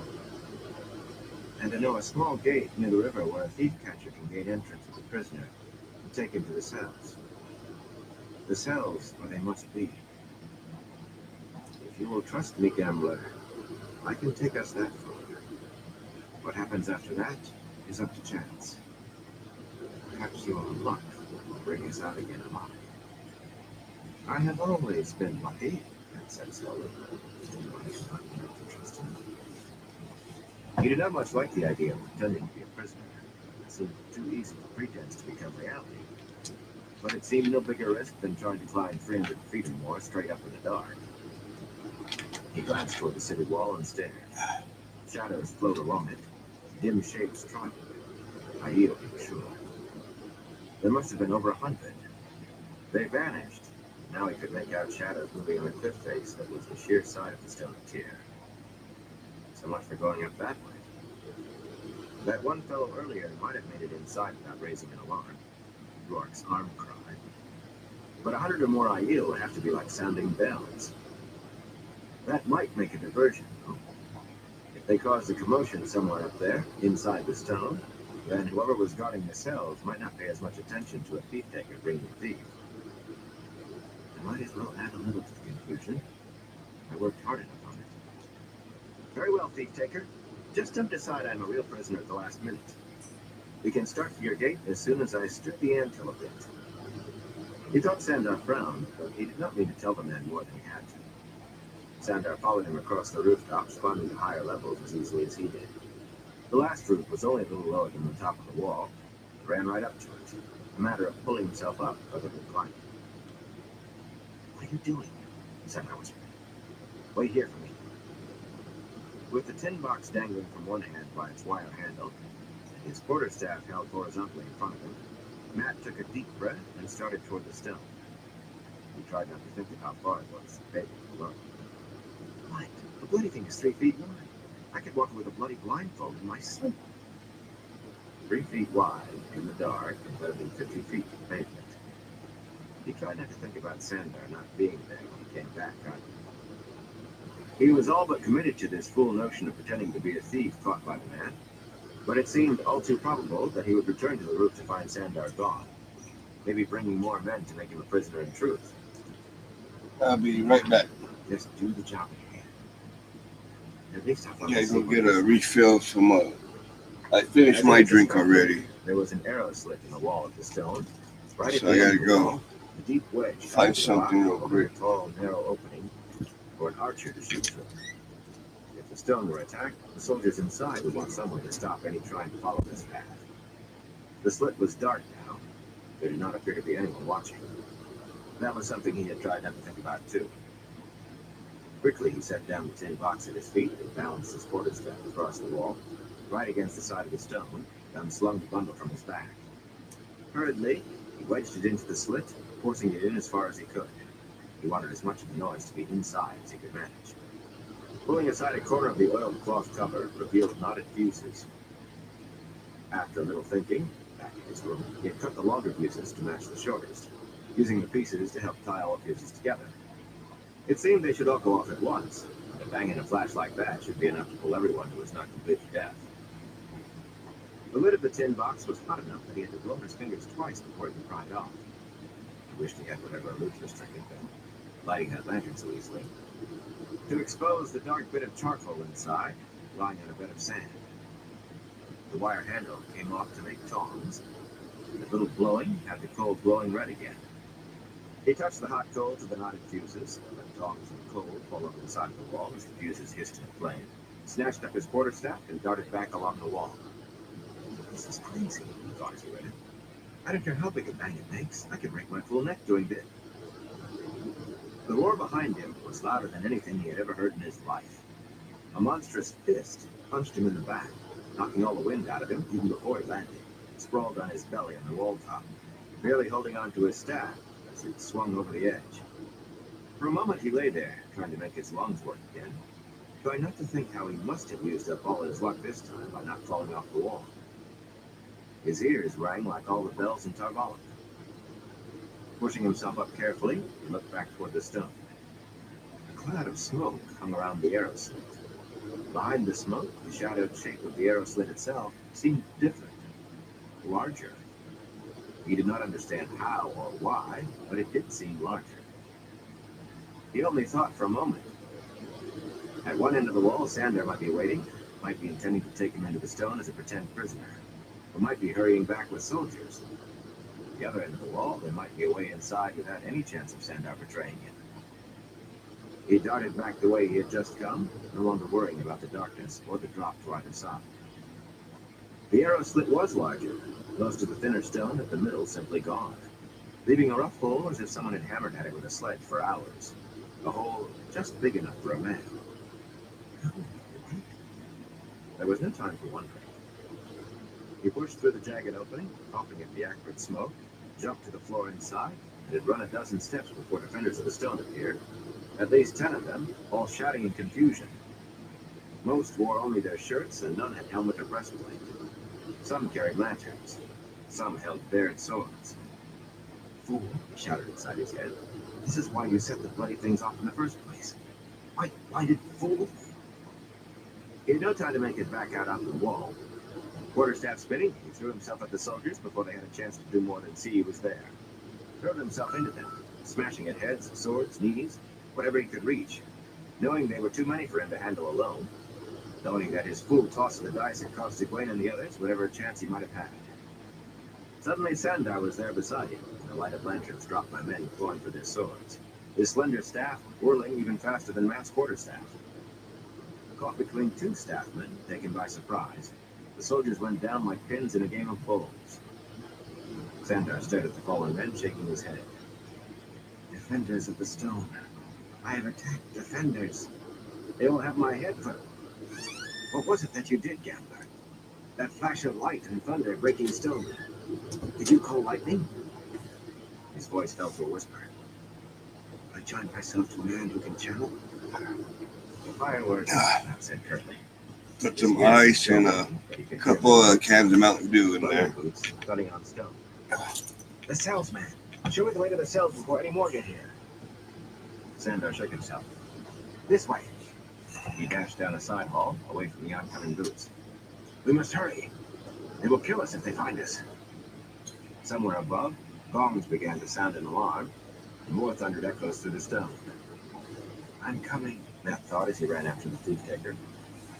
I'll get you out or die, I promise it. The alarm gongs sent echoes crashing through the stone, but Rand paid no more attention to them than he had to the roar that had come before, like muffled thunder from somewhere below. His side ached. The old wound burned, strained almost to tearing by the climb up the side of the fortress. He gave the pain no heed either. A crooked smile was fixed on his face, a smile of anticipation and dread he could not have wiped away if he had wanted to. It was close. What he had dreamed of. Come. I will finish it at last.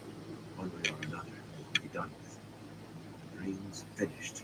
The baiting and the taunting and the hunting. I'll finish it all.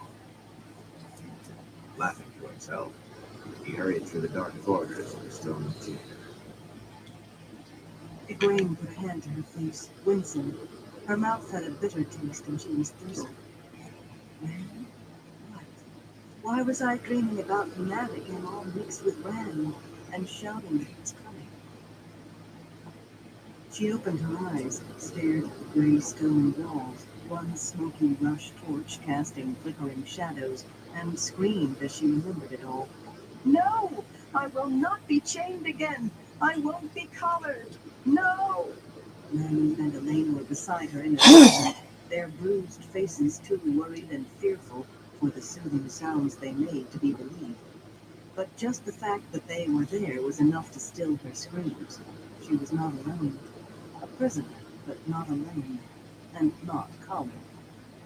She tried to sit up, and they helped her. They had to help her. She ached in every muscle. She could remember every unseen blow during the frenzy that had all but driven her mad when she realized, I will not think about that. I have to think about how we ought to escape. She slid backwards until she could lean against a wall. Her pains fought with weariness. That struggle when she had refused to give in had taken every last scrap of her strength, and the bruises seemed to sap even more. The cell was absolutely empty except for the three of them and the torch. The floor was bare and cold and hot. The door of rough planks, splintered as if countless futile fingers had clawed at it, was the only brick in the walls. Messages had been scratched in the stone, most by unsteady hands. Might have mercy and let me die, one read. She blanked that out of her head. I'm still shielded, she mumbled. Even talking hurt. Even as Elaine nodded, she realized she had not had to ask. The swollen cheek on the golden-haired woman, her split lip and black eye were answer enough, even if her own pains had not been. If Nynaeve had been able to reach the true source, they surely would have been healed.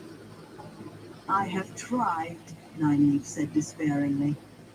I have tried and tried and tried. She gave her brain a sharp tug, anger seeping through despite the hopeless fear in her voice.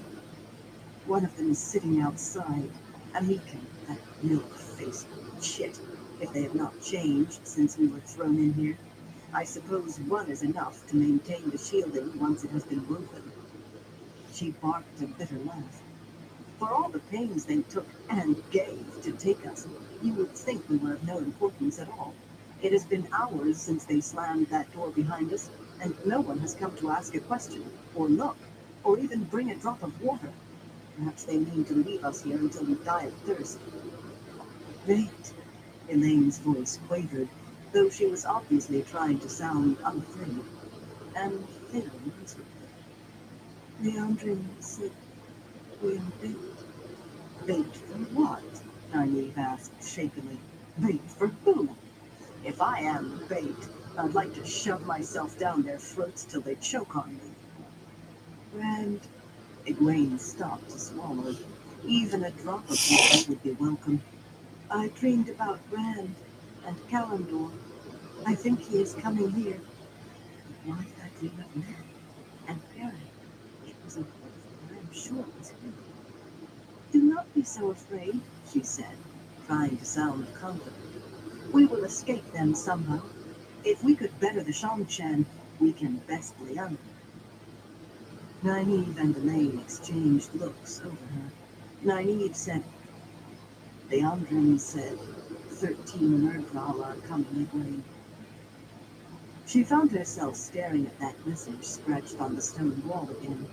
The light have mercy and let me die.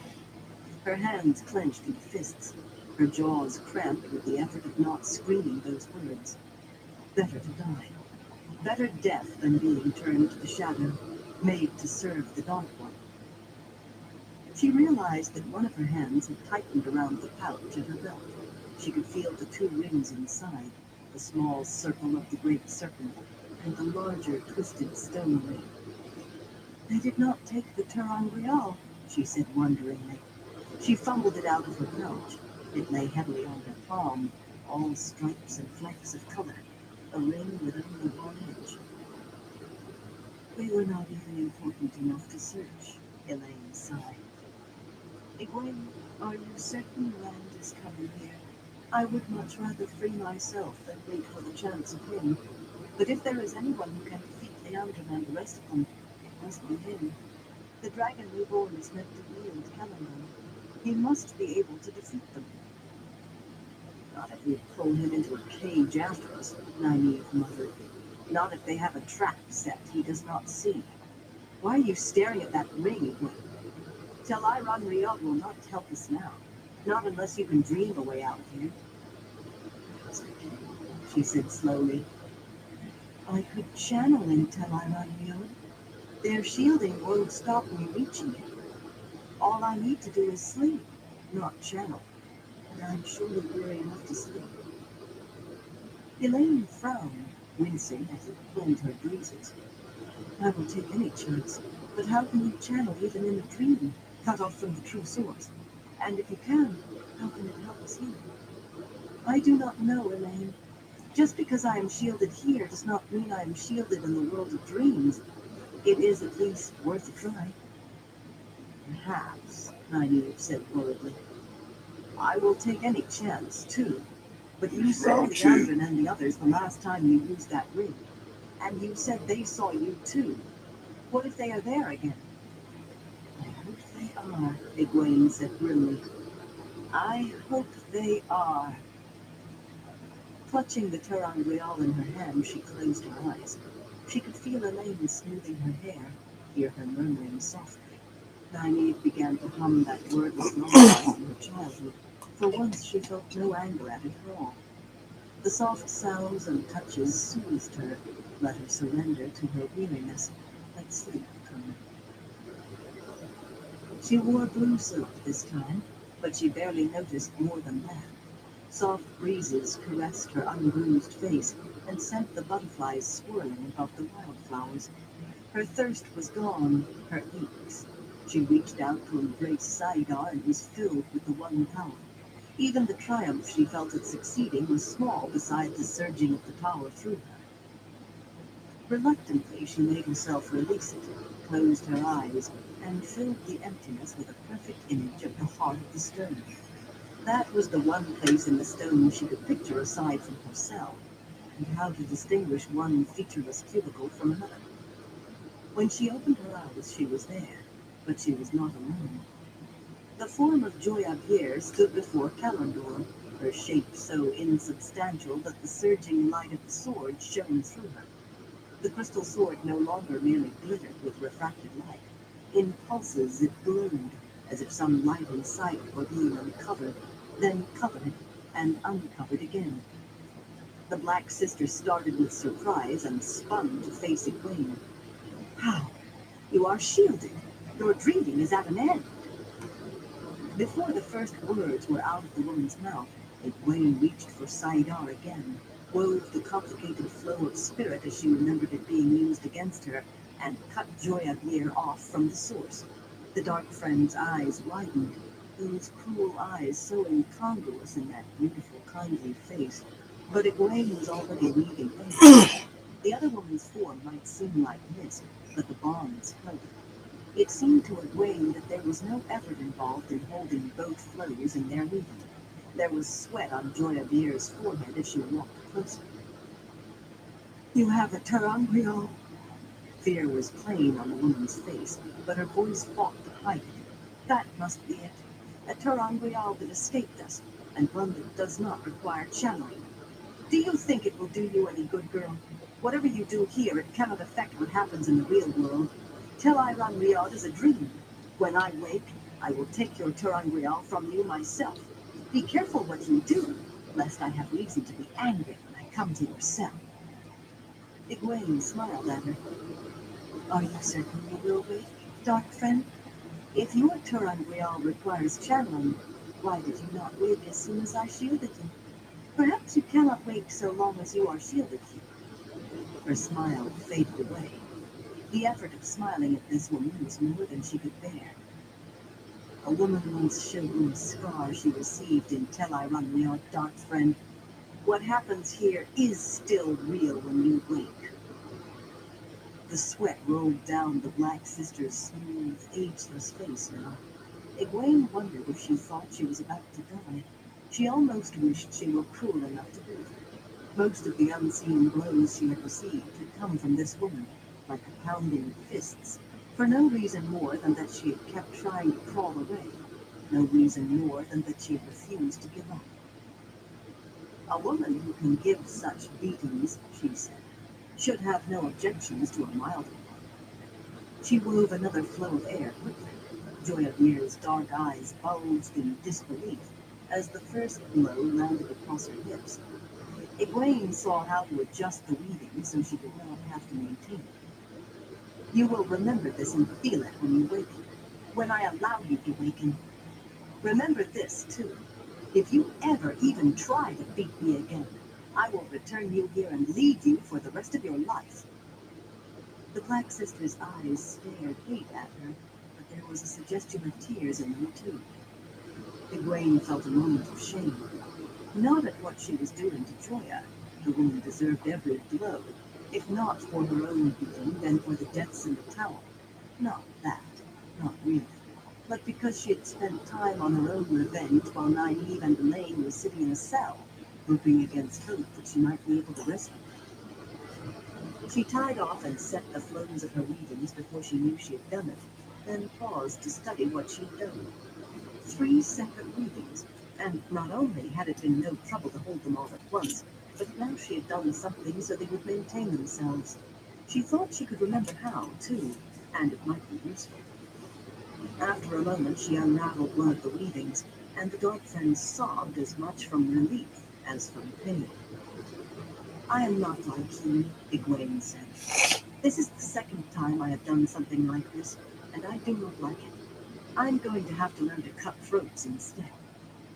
From the Black Sister's face, she thought Egwene meant to start learning with her.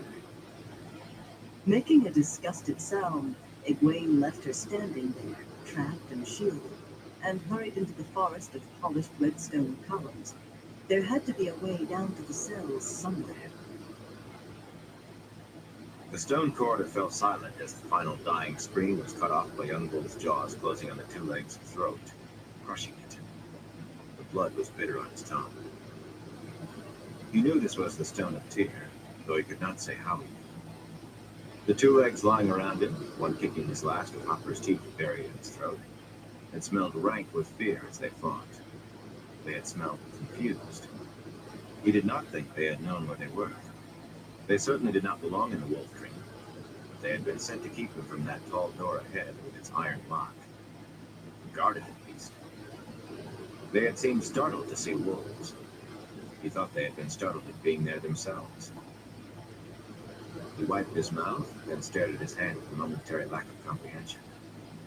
He was a man again. He was back in his own body, in the blacksmith's vest, with the heavy hammer at his side.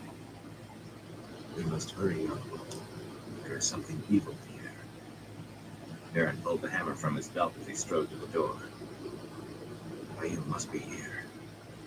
One sharp blow shattered the lock. He kicked open the door. The room was empty except for a long stone block in the middle of the floor. Bail lay on that block as if sleeping, her black hair spread out like a fan, her body so wrapped in chains that it took him a moment to realize she was unclothed. Every chain was held to the stone by a thick bolt. He was hardly aware of crossing the space until his hand touched her, tracing her cheekbone with a finger. She opened her eyes and smiled up at him. I kept dreaming you would come, blacksmith. I will have you free in a moment, Fahim. He raised his hammer, smashed one of the bolts as if it were wood. I was sure of it, Aaron.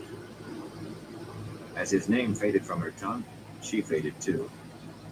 With a clatter, the chains dropped to the stone where she had been. No! He cried. I found her! The dream is not like the world of flesh, young one. Here, the same hunt can have many endings. He did not turn to look at Hopper. He knew his teeth were bared in a snarl. Again he raised the hammer, brought it down with all his strength against the chains that had held Fahim. The stone block cracked in two under his blow. The stone itself rang like a struck bell. Then I will hunt again, he growled. Hammer in hand, Baron strode out of the room with Hopper beside him. The stone was a place of men, and men, he knew, were cooler hunters than ever wolves were. Alarm gongs somewhere above sent sonorous clangs down the corridor, not quite drowning out the ring of metal on metal and the shouts of fighting men rather closer. The Aiel and the defenders, Matt suspected. Tall golden lampstands, each with 4 golden lamps, lined the hall where Matt was, and silk tapestries of battle scenes hung on the polished stone walls. There were even silk carpets on the floor, dark red on dark blue, woven in a tiring maze. For once, Matt was too busy to put a price on anything. This bloody fellow is good, he thought, as he managed to sweep a sword thrust away from him. But the blow he aimed at the man's head, at the other end of the staff, had to turn into another block of that darting blade. I wonder if he is one of these bloody high lords. He also managed a solid blow at a knee, but his opponent sprang back, his straight blade raised on guard. The blue-eyed man certainly wore the puffy sleeved coat, yellow with thread of gold stripes, but it was all undone, his shirt only half tucked into his breeches, and his feet bare. His short-cropped, dark hair was tousled, like that of a man roused hastily from sleep. But he did not fight like it. 5 minutes ago, he had come darting out from one of the tall carved doors that lined this hall, a scabbardless sword in his hands. And Matt was only grateful the fellow had appeared in front of him, and not behind. He was not the first man dressed so that Matt had faced already, but he was surely the best. Can you make it past me, thief catcher? Matt called, careful not to take his eyes off the man waiting for him, blade poised to strike. Sandar had insisted irritably on thief catcher, not thief taker, though Matt could not see any difference. I cannot, Sandar called from behind him. If you move to let me by, you will lose room to swing that oar you call a staff. He will spit you like a grunt. Like a what? Well, think of something, tyrant. This ragamuffin is grating my nerves. The man in the gold-striped coat sneered. You will be honored to die on the blade of the High Lord Darlin, peasant, if I allow it so. It was the first time he had deigned to speak. Instead, I think I will have the pair of you hung by the heels, and watch while the skin is stripped from your bodies. I don't think I'd like that, Matt said. The High Lord's face reddened with indignation at being interrupted, but Matt gave him no time for any outraged comment. Quarterstaff whirling in a tight double-loop weave, so quick the staff blurred at the ends, he leaped forward. It was all the snarling Darlin could do to keep the staff from him. For the moment. Matt knew he could not keep this up very long, and if he was lucky then, it would all go back to the strike and counter-strike. If he was lucky. But he had no intention of counting on luck this time. As soon as the High Lord had a moment to set himself in a pattern of defense, Matt altered his attack in mid-whirl. The end of the staff Darlin had been expecting at his head dipped instead to sweep his legs out from under him. The other end did strike at his head then. As he fell, a sharp crack that rolled his eyes back up in his head. Panting, Matt leaned by the staff over the unconscious High Lord. Apparently, if I have to fight one or two more like this, I'll bloody well fall over from exhaustion. The stories do not tell you being a hero is such hard work. Nynaeve always did find a way to make me work. Sandar came to stand beside him, frowning down at the crumpled High Lord. He does not look so mighty lying there, he said wonderingly. He does not look so much greater than me. Matt gave a start and peered down the hall, where a man had just gone trotting across along a adjoining corridor. Bernie, if I did not know it was crazy, I would swear it was Rand. Sandar, you find that... He began, swinging his staff up onto his shoulder, and was cut off when it thundered into something. Spinning, he found himself facing another half-dressed High Lord, this one with his sword on the floor, his knees buckling, and both hands to his head, where Matt's staff had split his scalp. Hastily, Matt poked him hard in the stomach with the butt of the staff to bring his hands down, then gave him another thump on the head to put him down in a heap on top of his sword. "Lucky," said Bernard, he muttered. "You cannot beat bloody luck. Now, why don't you find this bloody private way the High Lords take down to the cells?" Sandar had insisted there was such a stairway, and using it would avoid having to run through most of the stone. Matt did not think he liked men so eager to watch people put to the question that they wanted a quick route to the prisoners from their apartments. "Just be glad you were so lucky," Sandar said unsteadily. "This one would have killed us both before we saw him. I know the door is here somewhere. Are you coming? Or do you mean to wait for another High Lord to appear?" "Lead on." Matt stepped over the unconscious High Lord. "I'm no bloody hero." Trotting, he followed the thief catcher, who peered at the tall doors they passed, wondering that he knew it was here somewhere. Chapter 55. What is written in prophecy. Rand entered the chamber slowly, walking among the great polished red stone columns he remembered from his dreams. Silence filled the shadows, and something called. Something flashed ahead. Momentary light throwing back shadow. A peak. He stepped out beneath the great dome and saw what he sought. Alador, hanging hilt down in midair, waiting for no hand but that of the dragon Reborn. As it revolved, it broke what little light there was into splinters. Now and then it flared as if with a light of its own. Calling, waiting for him. I'm the dragon Reborn. I'm not just some half-mad man cursed with the ability to channel. A puppet dancing for Moraine in the White Tower. Take it, Bluesman. Take it, Kinslayer. He spun to face the voice. The tall man with close-cropped white hair, who stepped from the shadows among the columns, was familiar to him. Rand had no idea who he was, this fellow in a red silk coat with black stripes down his puffy sleeves, black breeches tucked into elaborately silver-worked boots. He did not know the man, but he had seen him in his dreams. "You put them in a cage," he said. "Egwene and Nynaeve and Elaine. In my dreams. You kept putting them in a cage and hurting them." The man made a dismissive gesture of his hand.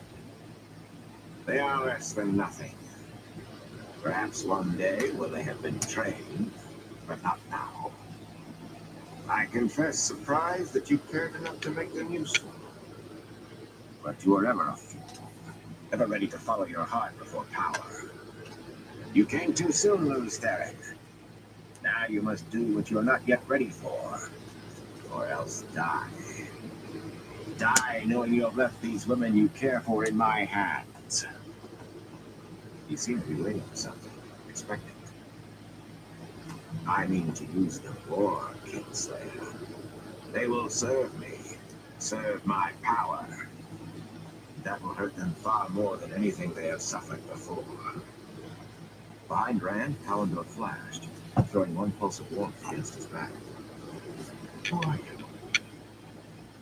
You do not remember me, do you? The white-haired man laughed suddenly. I do not remember you either, looking this way. A country lad with a flute case on his back. Did Shamael speak the truth? He was ever one to lie when it gained him an inch or a second. You remember nothing, Luz Theron. A name, Benman. What is your name? Call me Belal. The Forsaken scowled and Rand did not react to the name. Take it, Belal snapped, throwing a hand toward the sword behind Rand. Once we rode to war side by side. And for that I give you a chance. A bad chance, but a chance to save yourself. A chance to save those three I mean to make my pets. Take the sword, countryman. Perhaps it will be enough to help you survive me. Rand laughed. Do you believe you can fight me so easily, Forsaken? Baalzamon himself has hunted me. Do you think I will cower now for you? Rebel before a Forsaken, when I have denied the Dark One to his face? It's that. Belal said softly. Truly. Suddenly there was a sword in his hands. A sword with a blade carved from black fire. Take it! Take Kalendor! 3,000 years while I lay imprisoned it has waited there. For you. One of the most powerful sangreal we ever made. Take it. And defend yourself. If you can. He moved toward Rand as if to drive him back toward Kalendor. But Rand raised his own hands. Saidin filled him. Sweet, rushing flow of the power, stomach-wrenching vileness of the taint. And he held a sword wrought from red flame, a sword with a heron mark on its fiery blade. He stepped into the forms Lan had taught him, till he flowed from one to the next as if in a dance. Parting the silk, water flows downhill, wind and rain. Blade of black fire, and blade of red in showers of sparks, roars like white-hot metal shattering. Rand came back smoothly into a guard stance, trying not to let his sudden uncertainty show. A heron stood on the black blade, too. A bird so dark as to be nearly invisible. Once he had faced a man with a heron-marked blade of steel. He barely survived. He knew that he himself had no real right to the Blade Master's mark. It had been on the sword his father had given him. When he thought of the sword in his hands, he thought of that sword. Once he had embraced death, as the warder had taught him. This time, he knew, his death would be final. Belal was better than he with the sword. Stronger, faster, a true Blade Master. The Forsaken laughed, amused, swinging his blade in quick flourishes to either side of him. The black fire roared as if the swift passage through the air quickened it. You were a greater swordsman once, Luz Theron, he said mockingly. Do you remember when we took that tame sport called swords and learned to kill with it? As the old volumes said men once had? Do you remember even one of those desperate battles?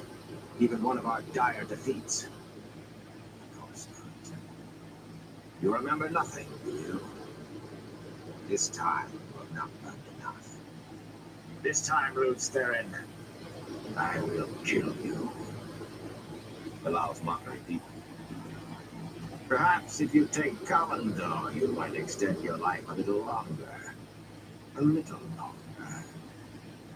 He came forward slowly, almost as if to give Rand time to do just that. Turn and race to Kalendor, to the sword that cannot be touched, to take it. But the doubts were still strong in Rand. Kalendar could only be touched by the dragon reborn. He had allowed them to proclaim himself for 100 reasons that seemed to leave him no choice at the time. But was he truly the dragon reborn?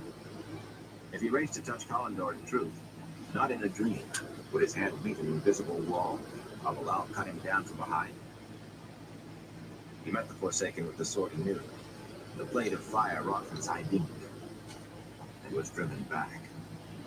The falling leaf met watered silk. The cat dances on the wall, like the boar rushes downhill. The river undercuts the bank, nearly lost him his head, and he had to throw himself inelegantly to one side, with black flame brushing his hair. Rolling to his feet to confront the stone falls from the mountain. Round 3. Deliberately, Bilal drove him back in a spiral that slowly tightened on Kalendar. Shouts echoed among the columns, screams, a clash of steel. But Rand barely heard. He and Bilal were no longer alone in the heart of the stone. Men in breastplates and rimmed helmets fought with swords against shadowy, veiled shapes that darted among the columns with short spears stabbing. Some of the soldiers formed a rank. Arrows flashing out in the dimness took them in the throat, the face. They died in their line. Rand hardly noticed the fighting, even when men fell dead within paces of him. His own fight was too desperate. It took all of his concentration. Wet warmth trickled down his side. The old wound was breaking open. He stumbled suddenly, not seeing the dead man at his feet until he was lying on his back atop his flute case on the stone floor. Bilal raised his blade of black fire and snarling, "Take it! Take Kalendar and defend yourself! Take it or I will kill you now! If you will not take it, I will slay you!" No! Even Bilal gave a start at the command in that woman's voice. The Forsaken stepped back out of the arc of Rand's sword and turned his head to frown at Moraine as she came striding through the battle, her eyes fixed on him, ignoring the screaming deaths around her. "I thought you were neatly out of the way, woman. No matter. You are only an annoyance, a stinging fly. Now fight me. I will cage you with the others and teach you to serve the shadow with your puny powers." He finished with a contemptuous laugh and raised his free hand. Moraine did not stop or slow while he spoke. She was no more than 30 paces from him when he moved his hand, and she raised both of hers as well. There was an instant of surprise in Forsaken's face, and he had time to scream, "No!" Then a bar of white flame, hotter than the sun, shot from the Aes Sedai's hands, a glaring rod that banished all shadows. Before it, Bilal became a shape of shimmering motes, specks dancing in the light for less than a heartbeat. Flecks consumed before his I eye. figured I'd do a third one just because There was it's silence the in end of the chambers book that tonight. felt like Then we start silence the except next for book in moans the of the wind. series, The fighting had stopped dead. which will be Veiled men in The breastplates Shadow alike, standing Rising, stunned. I believe. He was right concerning one thing. Maureen said, as coolly serene as if she were standing in a We're meadow. already You must take moving it on to now. book 4. He meant to slay you for it. But it is your birthright. Better by far that you knew more before your hand held that hilt. Yet you have come to the point now when there's no further time for running. Take it, Red. Whips of black lightning curled around her. She screamed as they lifted her, hurled it to slide along the floor like a sack until she came up against one of the columns. Rand stared up to where the lightning had come from. There was a deeper shadow up there, near the top of the columns. A blackness that made all other shadows look like noonday. From it, 2 eyes of fire stared back at him. Slowly the shadow descended, dissolving into balls, clothed in dead black, like a Murdral's black. Yet even that was not so dark as the shadow that clung to him. He hung in the air, 2 spans above the floor, glaring at Rand with a rage as fierce as his eyes. "Twice in this life I have offered you the chance to serve me, Lily." Flames leaped in his mouth as he spoke, and every word roared like a furnace. "Twice you have refused and wounded me. Now you will serve the Lord of the Grave in death. Die, loose-theron kinslayer. Die, Rand al'Thor. It is time for you to die. I take your soul." As Balsamon put forth his hand, Rand pushed himself up, threw himself desperately toward Collindor, still glittering and flashing in midair. He did not know whether he could reach it or touch it if he did, but he was sure it was his only chance. Balsamon's blow struck him as he leapt, struck inside him, a ripping and crumpling, tearing something loose, trying to pull apart at him. Rand screamed. He felt as if he were collapsing like an empty sack, as if he were being turned inside out. The pain in his side, the wound taken at Palma, was almost welcome, something to hang on to, a reminder of life. His hand closed convulsively. Collindor's hilt. The one power surged through him, a torrent greater than he could believe, from Sayadine into the sword. The crystal blade shone brighter than even Moraine's fire had. It was impossible to look at, impossible any longer to see that it was a sword. Only that light blazed in his fist.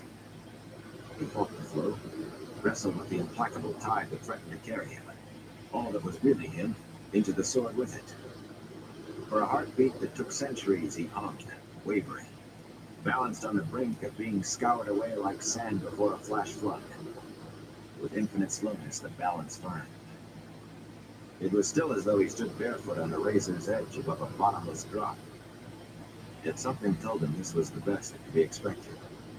To channel this much of the power, he must dance on that sharpness, as he had danced the forms of the sword. He turned to face Balsamon. The tearing within him had ceased as soon as his hand touched Collindor. Only an instant had passed, yet it seemed to have lasted forever. "You will not take my soul," he shouted. "This time, I mean to finish it once and for all. I mean to finish it now." Balsamon fled, man and shadow vanishing.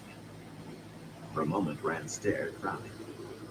There had been a sense of folding as Balsamon left. A twisting, as if Balsamon had in some way bent what was. Ignoring the men staring at him, ignoring Moraine crumpled at the column base, Rand reached out, through Collindor, and twisted reality to make a door to somewhere else. He did not know to where, except that it was where Balsamon had gone. "I am the hunter now," he said, and stepped through. The stone shook under Egwene's feet. The stone shook. It rang. She caught her balance and stopped, listening. There was no more sound, no other tremor. Whatever had happened, it was over. She hurried on. A door of iron bars stood in her way with a lock as big as her head. She channeled earth before she reached it, and when she pushed against the bars, the lock tore in half. She walked quickly across the chamber beyond it, trying not to look at the things hanging on the walls. Whips and iron pincers were the most innocuous. With a small shutter, she pushed open a smaller iron gate and entered a corridor lined with rough wooden doors, rush torches burning at intervals in iron brackets. She felt almost as much relief at leaving those things behind as she did at finding what she sought. But which cell? The wooden doors opened easily. Some were unlocked, and the locks on the others lasted no longer than that larger lock had earlier. But every cell was empty. Of course. No one would dream themselves in this place. Any prisoner who managed to reach Tel Riyadh would dream of a pleasanter place. For a moment she felt something close to despair. She had wanted to believe that finding the right cell would make a difference. Even finding it could be impossible, though. This first corridor stretched on, and others joined it. Suddenly she saw something flicker just ahead of her, a shape even less substantial than Joya Bier had been. It had been a woman, though. She was sure of that. A woman seated on a bench beside one of the cell doors. The image flickered into being again and was gone. There was no mistaking that slender neck and the pale, innocent-appearing face with its eyelids fluttering on the edge of sleep. Amiko Nagoyan was drifting toward sleep, dreaming of her guard duties, and apparently toying drowsily with one of the stolen Terangreal. Egwene could understand that. It had been a great effort to stop using the one Baron had given her, even for a few days.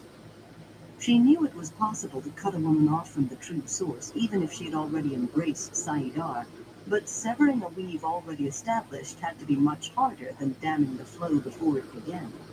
She set the patterns of the weaving, readied them, making the threads of spirit much stronger this time, thicker and heavier. A denser weave with a cutting edge like a knife. The wavering shape of the dark friend appeared again, and Egwene struck out with the flows of air and spirit. For an instant, something seemed to resist the weaving of spirit, and she forced it with all of her might. It slid into place. Amiko Nagoyan screamed. It was a thin sound, barely heard, as faint as she herself was, and she seemed almost like a shadow of what Joy of Year had been. Yet the bonds woven of air held her. She did not vanish again. Terror twisted the dark friend's lovely face.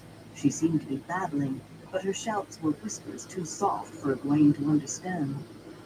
Tying and setting the weaves around the Black Sister, Egwene turned her attentions to the cell door. Impatiently, she let earth flood into the iron lock. It fell away in black dust, in a mist that dissolved completely before it struck the floor. She swung open the door and was not surprised to find the cell empty except for one burning rush torch. But Amiko is bound, and the door is open. For a moment she thought of what to do next. Then she stepped out of the dream and woke to all her bruises and aches and thirst, to the wall of the cell against her back, staring at the tightly shut cell door. Of course, what happens to living things there is real when they wake. What I did to stone or iron or wood has no effect in the waking world. Nynaeve and Elaine were still kneeling beside her. Whoever is out there, Nynaeve said, screamed a few moments ago, but nothing else has happened. Did you find a way out? We should be able to walk out, Egwene said. Help me to my feet and I will get rid of the lock. Amiko will not trouble us. That scream was her. Elaine shook her head. I've been trying to embrace Saidar ever since you left. It is different now, but I'm still cut off. Egwene formed the emptiness inside her, became the rosebud opening to Saidar. The invisible wall was still there. It shimmered now. There were moments when she almost thought she could feel the true source beginning to fill her with the power. Almost. The shield wavered in and out of existence too fast for her to detect. It might as well have been solid. She stared at the other two women.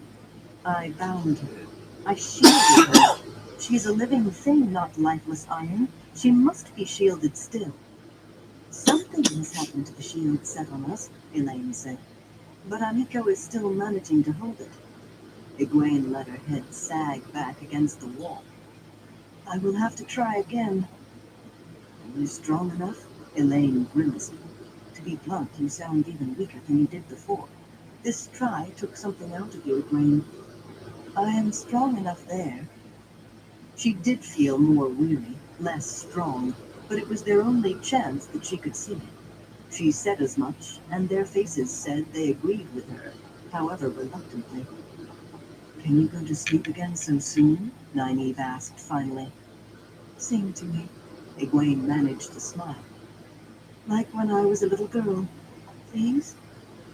Holding Nynaeve's hand with one of hers, the stone ring clasped in the other, she closed her eyes and tried to find sleep in the wordless humming tune.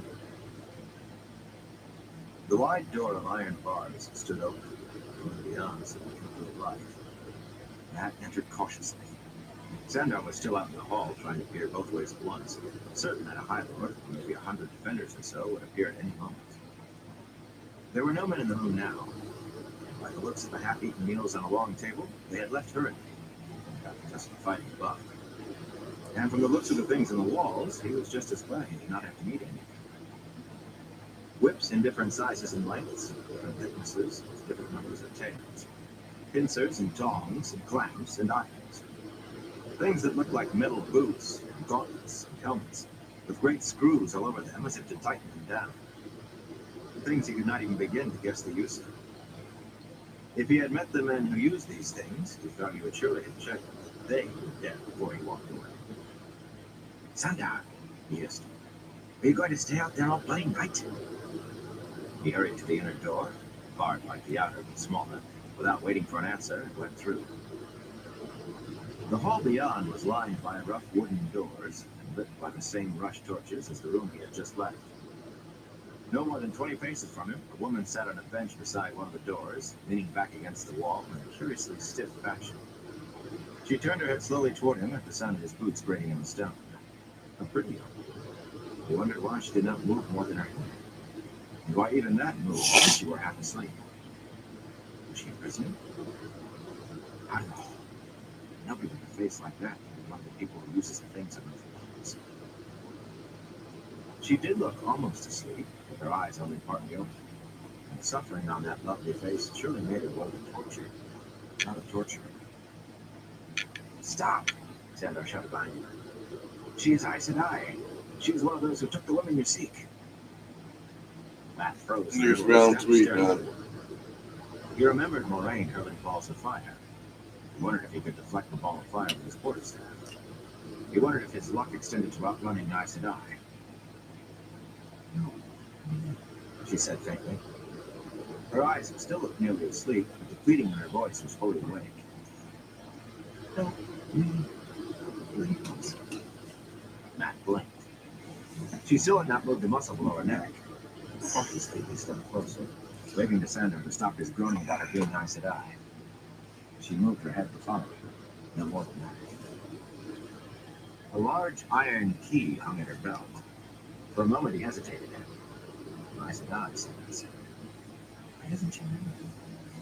Swallowing, he eased the key free as carefully as if he were trying to take a piece of meat from a wolf's jaws. She rolled her eyes toward the door beside her and made a sound like a cat that had just seen a huge dog come snarling into the room and knew there was no way out. He did not understand it, but as long as she did not try to stop him opening that door, he did not care why she just sat there like a stuffed scarecrow. On the other hand, he wondered if there was something on the other side worth being afraid of. She is one of those who took the blame of the others, so it stands to reason she's guarding you. Tears leaked from the woman's eyes. Only she looks like it's a bloody hand. But there was only one way to find out. Propping his staff against the wall, he turned the key in the lock and flung open the door, ready to run if need be. Nynaeve and Elaine were kneeling on the floor with Egwene apparently asleep between them. He gasped at the sight of Egwene's swollen face and changed his mind about her sleeping. The other two women turned toward him as he opened the door. They were almost as battered as Egwene.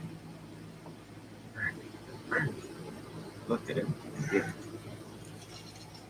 Matron Coffin, Nynaeve said, sounding shocked. What under the light are you doing here?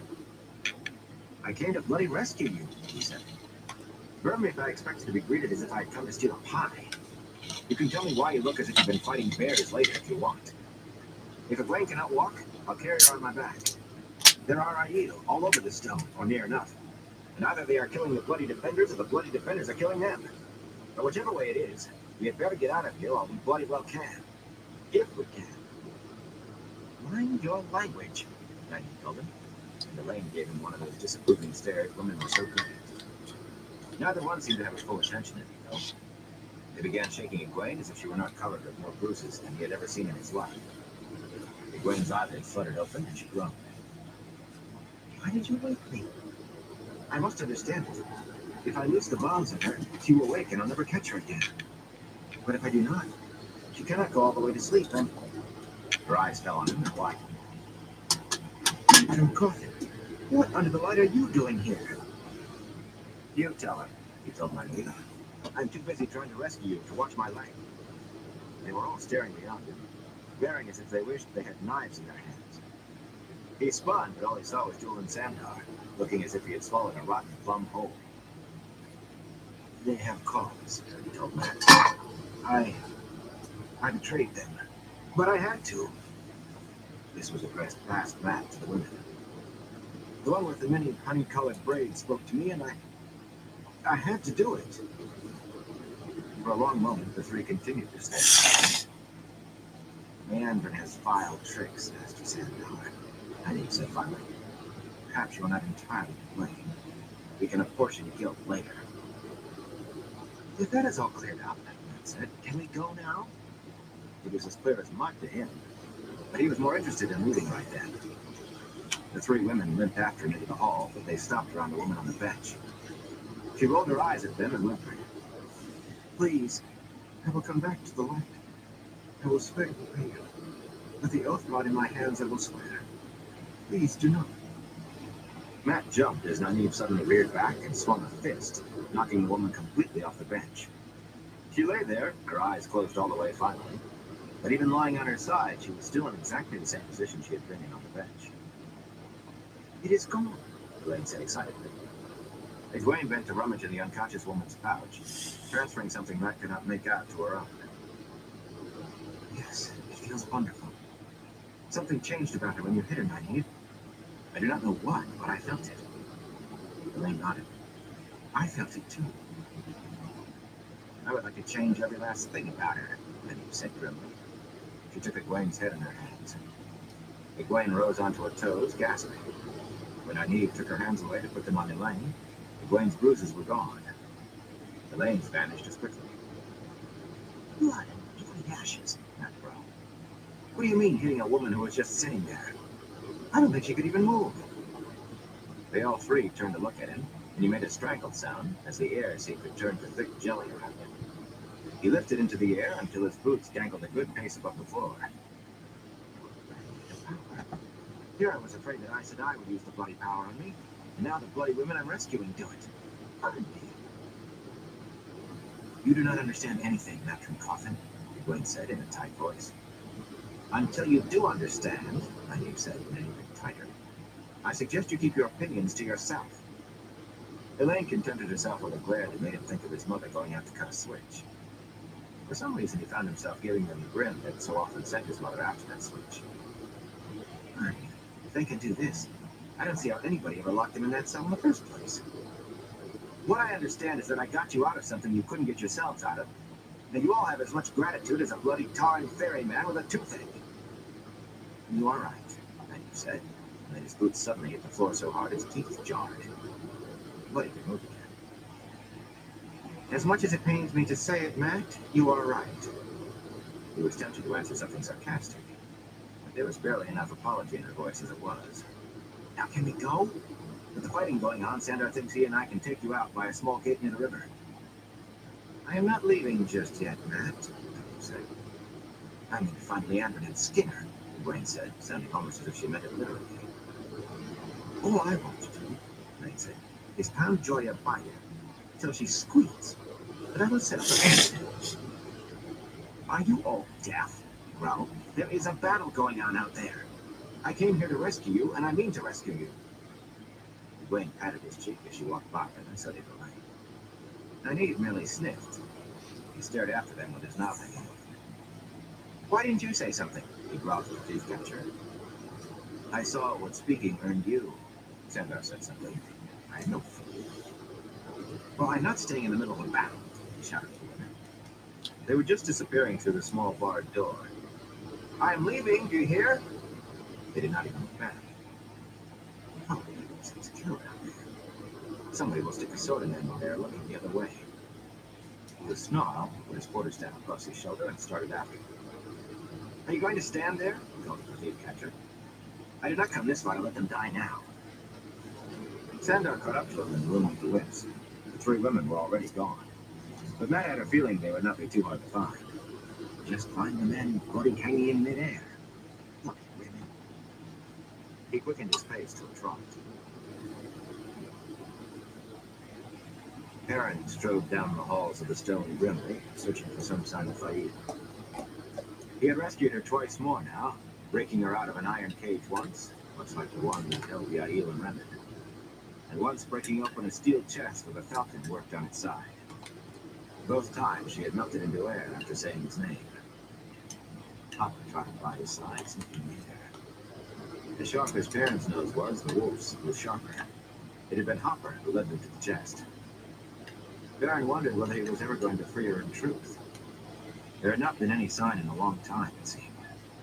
The halls of the stone were empty, lamps burning, tapestries of muffins hanging on the walls, but nothing moved except himself and Hopper. I think that was right. Give me 1 second, There was everyone. that glimpse, a man running as if chasing someone. No, he couldn't. I think it was. Hopper quickened his steps suddenly, heading for another set of tall doors, these clad in bronze. Aaron tried to match the pace, stumbled, and fell to his knees, throwing out a hand to catch himself short of dropping on his face. Weakness washed through him as if all his muscles had gone to water. Even after the feeling receded, it took some of his strength with it. It was an effort to struggle to his feet. Hopper turned to look at him. You are here too strongly, outlaw. The flesh weakens. You do not care to hold on to it enough. Soon flesh and brain will die together. Fine, Aaron said. That is all I ask. Fine by you. Yellow eyes met yellow eyes. The wolf turned and trotted to the doors. Beyond here. Aaron reached the doors and pushed. They did not budge. There seemed to be no way to open them. No handles, nothing to grip. There was a tiny pattern worked into the metal, so fine his eyes almost did not see it. Falcons. Thousands of tiny falcons. He has to be here. I did not think I could last much longer. With a shout, he swung his hammer against the bronze. It rang like a great gong. Again he struck, and the peal deepened. A third blow, the bronze doors shattered like glass. Within, 100 paces from the broken doors, a circle of light surrounded the falcon chained to a perch. Darkness filled all the rest of that vast chamber. Darkness and faint rustlings as of hundreds of wings. He took a step into the room. The falcon swooped out of the murk, talons scoring his face as it passed. He threw an arm across his eyes. Talons toward his forearm, and staggered toward the perch. Again and again the birds came, falcons diving, striking him, tearing him. But he lumbered on with blood pouring down his arms and shoulders. That one arm protecting the eyes he had fixed on the falcon on the perch. He had lost the hammer, he did not know where, but he knew that if he went back to search, he would die before he found it. As he reached the perch, slicing talons drove him to his knees. He peered up under his arm at the falcon on the perch, and she stared back with dark, unblinking eyes. The chain that held her leg was fastened to the perch with a tiny rock shaped like a hedgehog. She seized the chain with both hands, careless of the other falcons that now became a whirlwind with cutting talons around him. With his last strike, snapped it. Pain for the falcons brought darkness. He opened his eyes to stinging agony, as if his face and arms and shoulders had been sliced with 1,000 knives. It did not matter. Bail was kneeling over him. Those dark, tilted eyes filled with worry, wiping his face with a cloth already soaked in his blood. My poor, she said softly. My poor black son, you were hurt so badly. With an effort that caused more pain, he turned his head. This was the private dining room of the Star. Near the table lay a wooden carving of a hedgehog, broken in half. He whispered to her.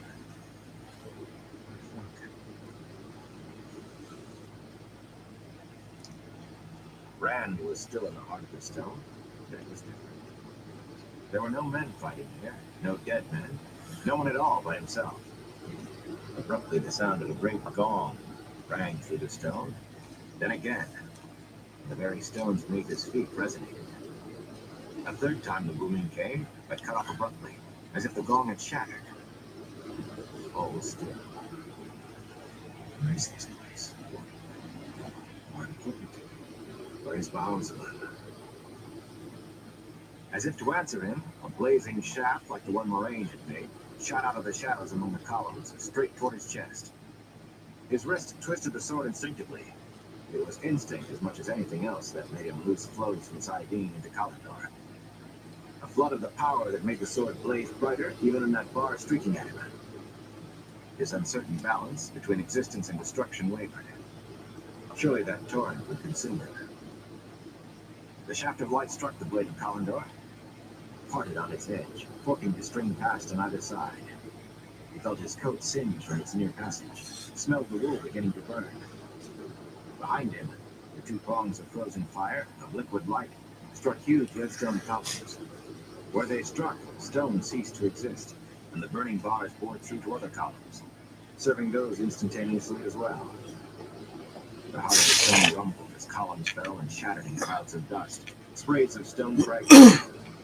What fell into the light, however, simply was not anymore. Yeah, let's do some dabs. Came from the shadows, and a blazing shaft of pure white heat vanished. Rand swung Kalimdor as if he were striking at something in front of him. The white light obscuring the blade extended, blazed ahead, and sheared through the redstone column that hid the snarl. The polished stone sliced like silk. The severed column trembled. Part of it tore loose and dropped from the ceiling, smashing into huge, jagged chunks on the floor. As the rumbling faded, he heard beyond it the sound of boots on stone. Running. Kalimdor at the ready, Rand hurried after Valsman. The tall archway leading out of the heart collapsed as he reached it, the entire wall falling into clouds of dust and rock, as if to bury him.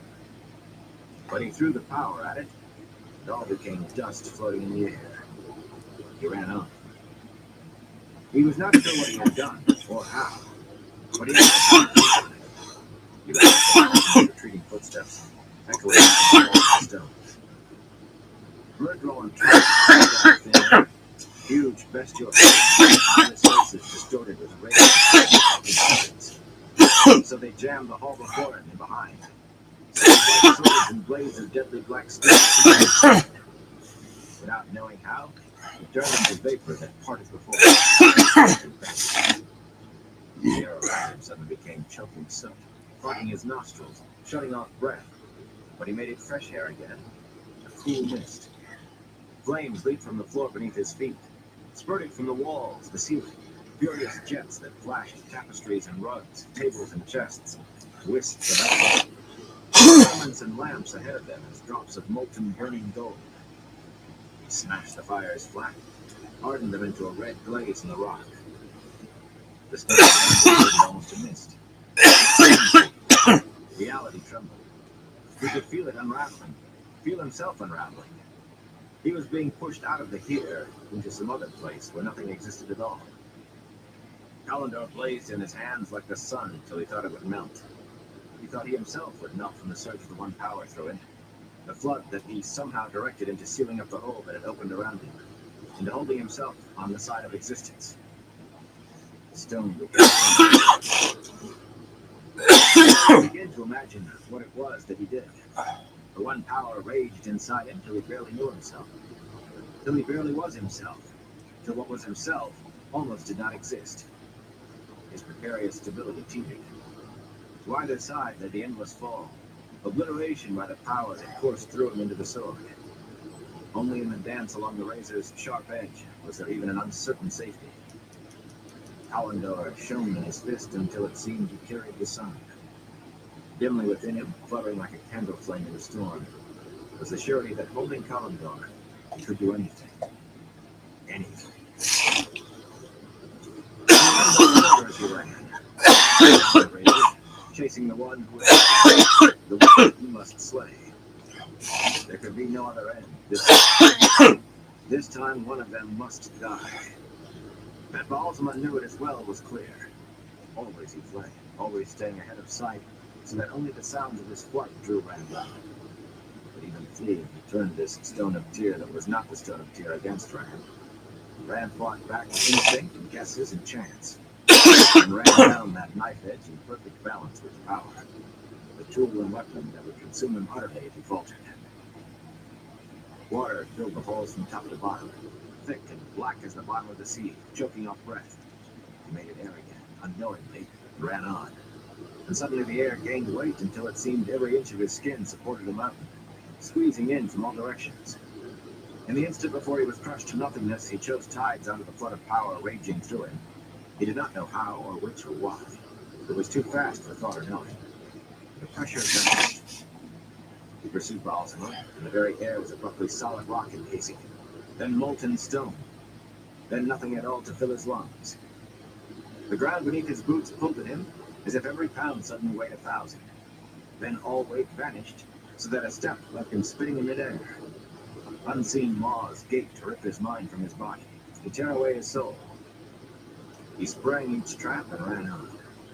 What Balsama twisted to destroy him, he made right without being aware of how. Vaguely he knew that in some way, He had brought things back into natural balance, forced them into line with his own dance down that impossibly thin divide between existence and nothingness. That knowledge was distant. All his awareness lay in the pursuit, the hunt, the death that must end. And then he was in the heart of stone again, stalking through the rubbled gap that had been a wall. Some of the columns hung like broken teeth now, and Balsamon backed away from him, eyes burning, shadow cloaking him.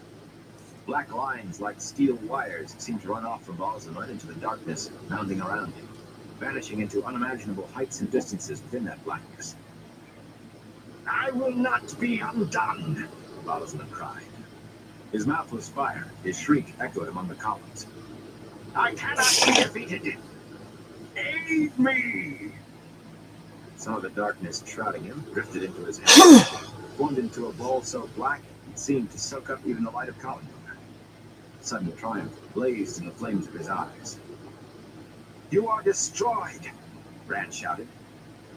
Calendar spun in his hands. Its light boiled the darkness, severed the steel black lines around Balsamon, and Balsamon convulsed. As if there were two of him, he seemed to dwindle and grow larger at the same time. "You are undone!" Rand plunged the shining blade into Balsamon's chest. Balsamon screamed, and the fires of his face flared wildly. "Fool!" he howled. "The great Lord of the Dark can never be defeated!" Rand pulled Calendor's blade free as Balsamon's body sagged and began to fall. The shadow around him. Suddenly, Rand was in another heart of the stone, surrounded by columns still holding him, and fighting men screaming and dying, veiled men and men in breastplates and helmets. Moraine still lay crumpled at the base of a redstone column, and at Rand's feet lay the body of a man sprawled on its back with a hole burned through the chest. He might have been a handsome man in his middle years, except that where his eyes and mouth should have been were only pits from which rose tendrils of black smoke. "I've done it. I have killed Balsamon, killed Shaitan. I have won the last battle. Light. I am the Dragon Reborn, the breaker of nations, the breaker of the world. No, I will end the breaking, end the killing. I will make it end." He raised Calendar above his head. Silver lightning crackled from the blade, jagged streaks arching toward the great dome above. "Stop!" he shouted. The fighting ceased. Men stared at him in wonder, over black veils from beneath the rims of round helmets. "I am Randall Thor," he called, so his voice rang through the chamber. "I am the Dragon Reborn." Calendar shone in his grasp. One by one, veiled men and helmeted. They knelt to him, crying, "The dragon is reborn! The dragon is reborn!" Chapter 56, the last chapter. People of the Dragon.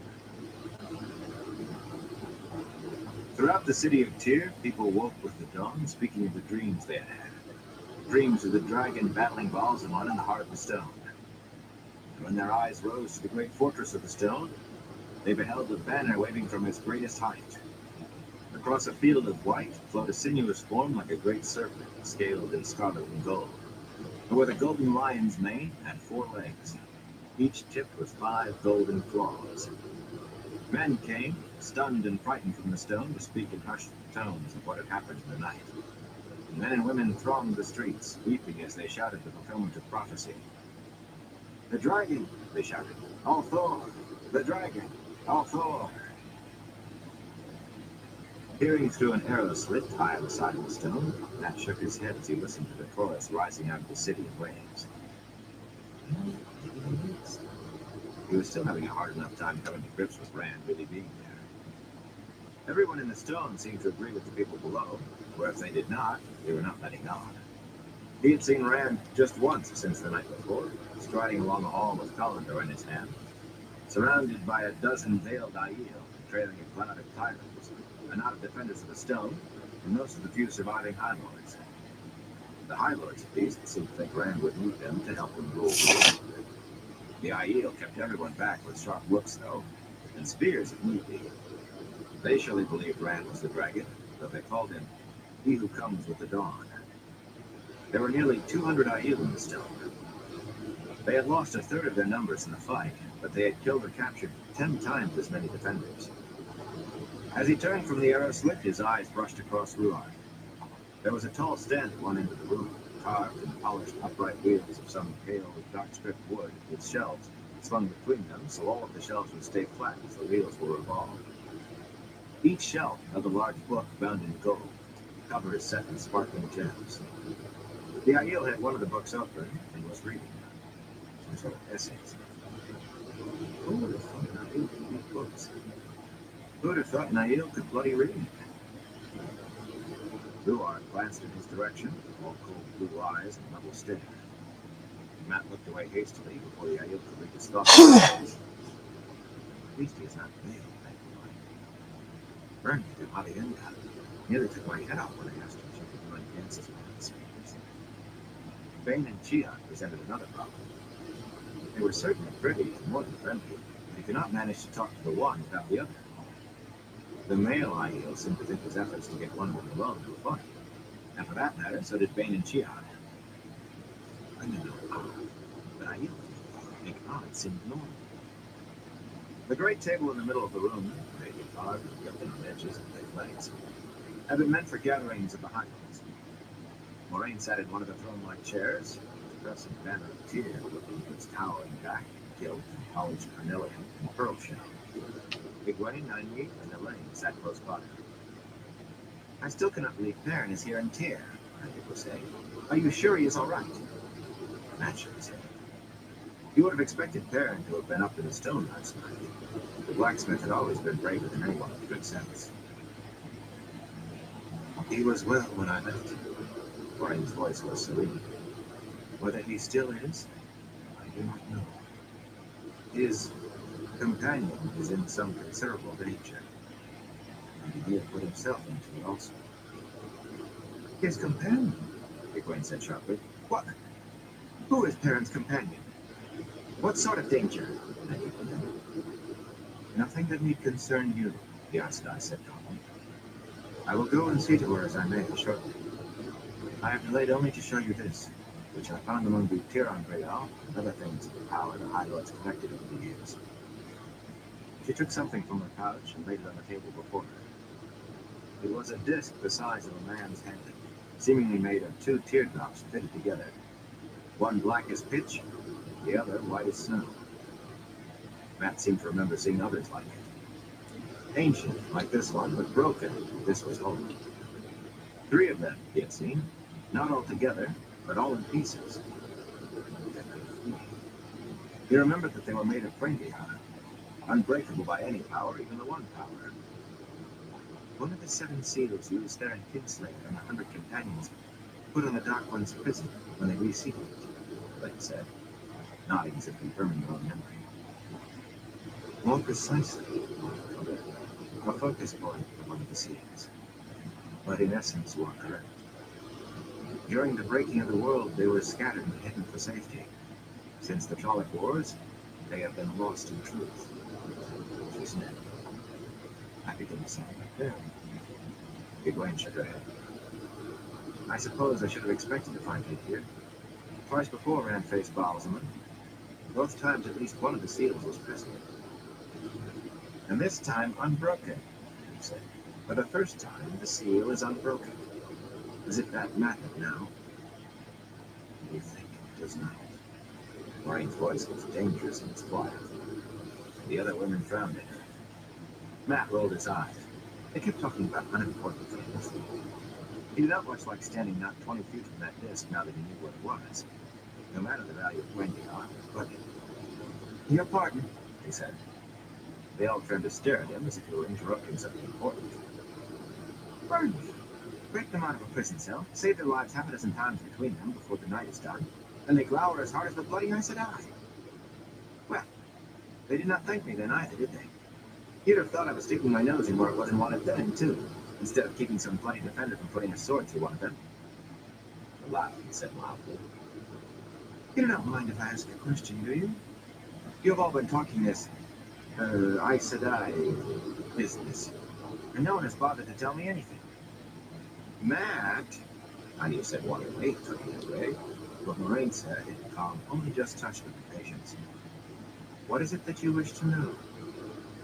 I want to know how all of this can be. He meant it to be turned soft, but despite himself, he picked up intensity as well along. The Stone of Tyr is fallen. The prophecy said that would never happen till the people of the Dragon came. Does that mean we are the people of the Dragon? You, me, Lan, and a few hundred bloody Aiel? He had seen the war during the night. There did not seem to be much edge between Lan and the Aiel as to who was in their death. As Ruark straightened to stare at him, he hastily added, sorry, Ruark. Slip of the tongue. Perhaps, Moraine said slowly. I came to stop the law from killing Rand. I did not expect to see the Stone of Tyr. Perhaps we are. Prophecies are fulfilled as they are meant to be, not as we think they should be. That ship. He had heard that name last night. He did not like it any more in daylight. If he had known one of the Forsaken was loose and inside the stone, he would never have gone near the place. He glanced at Egwene and Nynaeve in the lane. Well, had it come in with a bloody mouse, not thumping people left and right. Sandra had gone scurrying out of the stone at daybreak. He checked the news to Mother Egwene and Glenn. I was just to escape those stairs from the It looked as if they had not yet quite decided what to do. When a man wishes to become a land chief, he must go to Rydia, in the lands of the Genaiir, a land that is not. He spoke slowly, very often the red fringe silk carpet under his soft boots. A man trying to explain what he did not want to explain at all. Women who wish to become wise ones also make this journey. But their marking, if they are marked, is kept secret among themselves. The men who are chosen at Rydia, those who survive, return marked in the left arm, so. He pushed back the sleeves of his coat and shirt together to reveal his left forearm. The skin much edged. Etched into the skin, as if part of it, wrapped twice around, marched the same golden scarlet form as rippled on the banner above the stone. The Aiel let his sleeve fall with a sigh. It is a name not spoken except among the clan chiefs and the wise ones. We are, he cleared his throat again, able to say it here. The Aiel are the people of the Dragon, Moraine spoke quietly. But she sounded as close to startlement as naturally.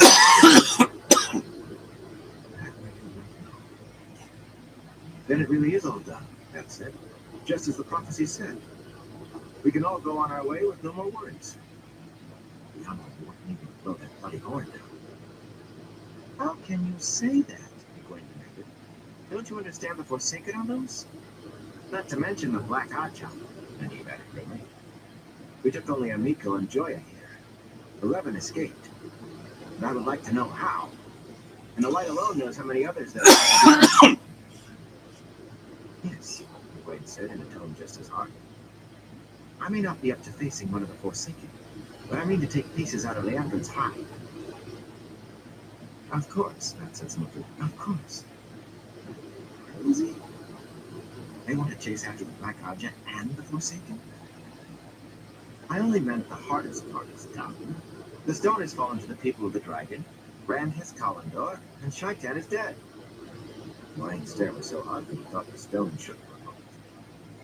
Be quiet, you fool, the Aes Sedai said in a voice like a knife. You want to call his attention to you, naming the Dark One? But he's dead, Matt protested. Rand killed him. I saw the body. And a fine stink that was, too. I never thought anything could rot that fast. You saw the body, Moraine said with a twist to her mouth. A man's body. Not the Dark One, Matt. He looked at Egwene and the other two women. They appeared as confused as he was. Ruark looked to be thinking of a battle he had thought was won and now learned had not even been fought. Then who was it? Matt demanded. Moraine, my memory has holes big enough for a wagon and team, but I remember Ballsman being in my dreams. I remember. Burn me, I do not see how I can ever forget. And I recognize what was You recognize Bowser, Warren said. Or rather, the man who called himself Bowser. The Dark One yet lives, imprisoned at Shale Ghul. The shadow yet lies across the pattern. The light illumine and protect us, the name muttered in a faint voice. I thought the Forsaken were the worst we had to worry about now. Are you sure, Maureen? Daniel said. Rand was certain, is certain, that he killed the Dark One. You seem to be saying Baalzamon was not the Dark One at all. I don't understand.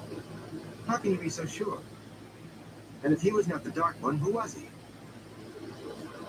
I can be sure for the simplest of reasons, man. However fast decay took it, that was a man's body. Can you believe that if the Dark One were killed, it would leave a human body? The man Rand killed was a man. Perhaps he was the first of the Forsaken creed. Or perhaps he was never entirely bound. We may never know which. I may know who he was. Egwene paused with an uncertain frown. At least, I may have a clue. Baron showed me a page from an old book that mentioned Baalzamon and Ishamael together. It was almost high chant and very nearly incomprehensible. But I remember something about a name hidden behind a name. Maybe Baalzamon was Ishamael. Perhaps, Ryan said. Perhaps it was Ishamael. But if it was, at least 9 of the 13 still lived. Lanfear and Samael, and Rahim, and God. Even knowing that some of those 9 are at least free is not the most important thing. She laid a hand atop the black and white disc on the table. 3 of the seals are broken. Only 4 still hold. Only those 4 seals stand between the Dark One and the world. And it may be that even with those whole, he can touch the world after a fashion. Whatever battle we won here, battle or skirmish, it is far from the last. Matt watched their faces firm, Egwene's and Nynaeve's and Elaine's. Slowly, reluctantly, but determinedly too. I'll be right back. Bloody women! They're all ready to go on with this. Go on chasing the Black Ajah, trying to fight the Forsaken and the Bloody Dark One. Well, they needn't think I'm going to come pull them out of the soup pot again. They just needn't think that, that's all. One of the tall, paired doors pushed open while he was trying to think of something to say. And a tall young woman of regal bearing entered the room, wearing a coronet with a golden hawk in flight above her brows. Her black hair swept the pale shoulders. The dress of the finest red silk left those shoulders bare, along with a considerable expanse of what Matt noted as an admirable bosom. For a moment she studied Ruhan interestedly with large, dark eyes. Then she turned them on the women at the table, cool and imperious. Matt she appeared to ignore completely. I am not used to being messages, she announced, flourishing a folded parchment on a slim hand. And who are you, child? The young woman drew herself up even more, which Matt thought was impossible. I am Baron, first of May. She tossed the parchment down on the table in front of Maureen with a haughty gesture and turned back to the door. A moment, child, Maureen said, and folded the parchment. Who gave this to you? And why do you bring it if you are so unused to bringing messages? I do not know. Darling stood facing the door. She sounded puzzled. She was in prison. She gave herself a shake and seemed to recover her opinion of herself. For a moment she studied Rock with a small smile. You are the leader of these, Your fighting disturbed my sleep. Perhaps I'll ask you to fly with me one day quite soon. She looked over her shoulder at me. I'm told the Dragon Reborn has taken the stone. Inform the Lord Dragon that the 1st of May end. We'll dine with him tonight. And she marched up the room. Matt could think of no other way to describe that stately one-woman procession. I would like to have her in the tower as novice.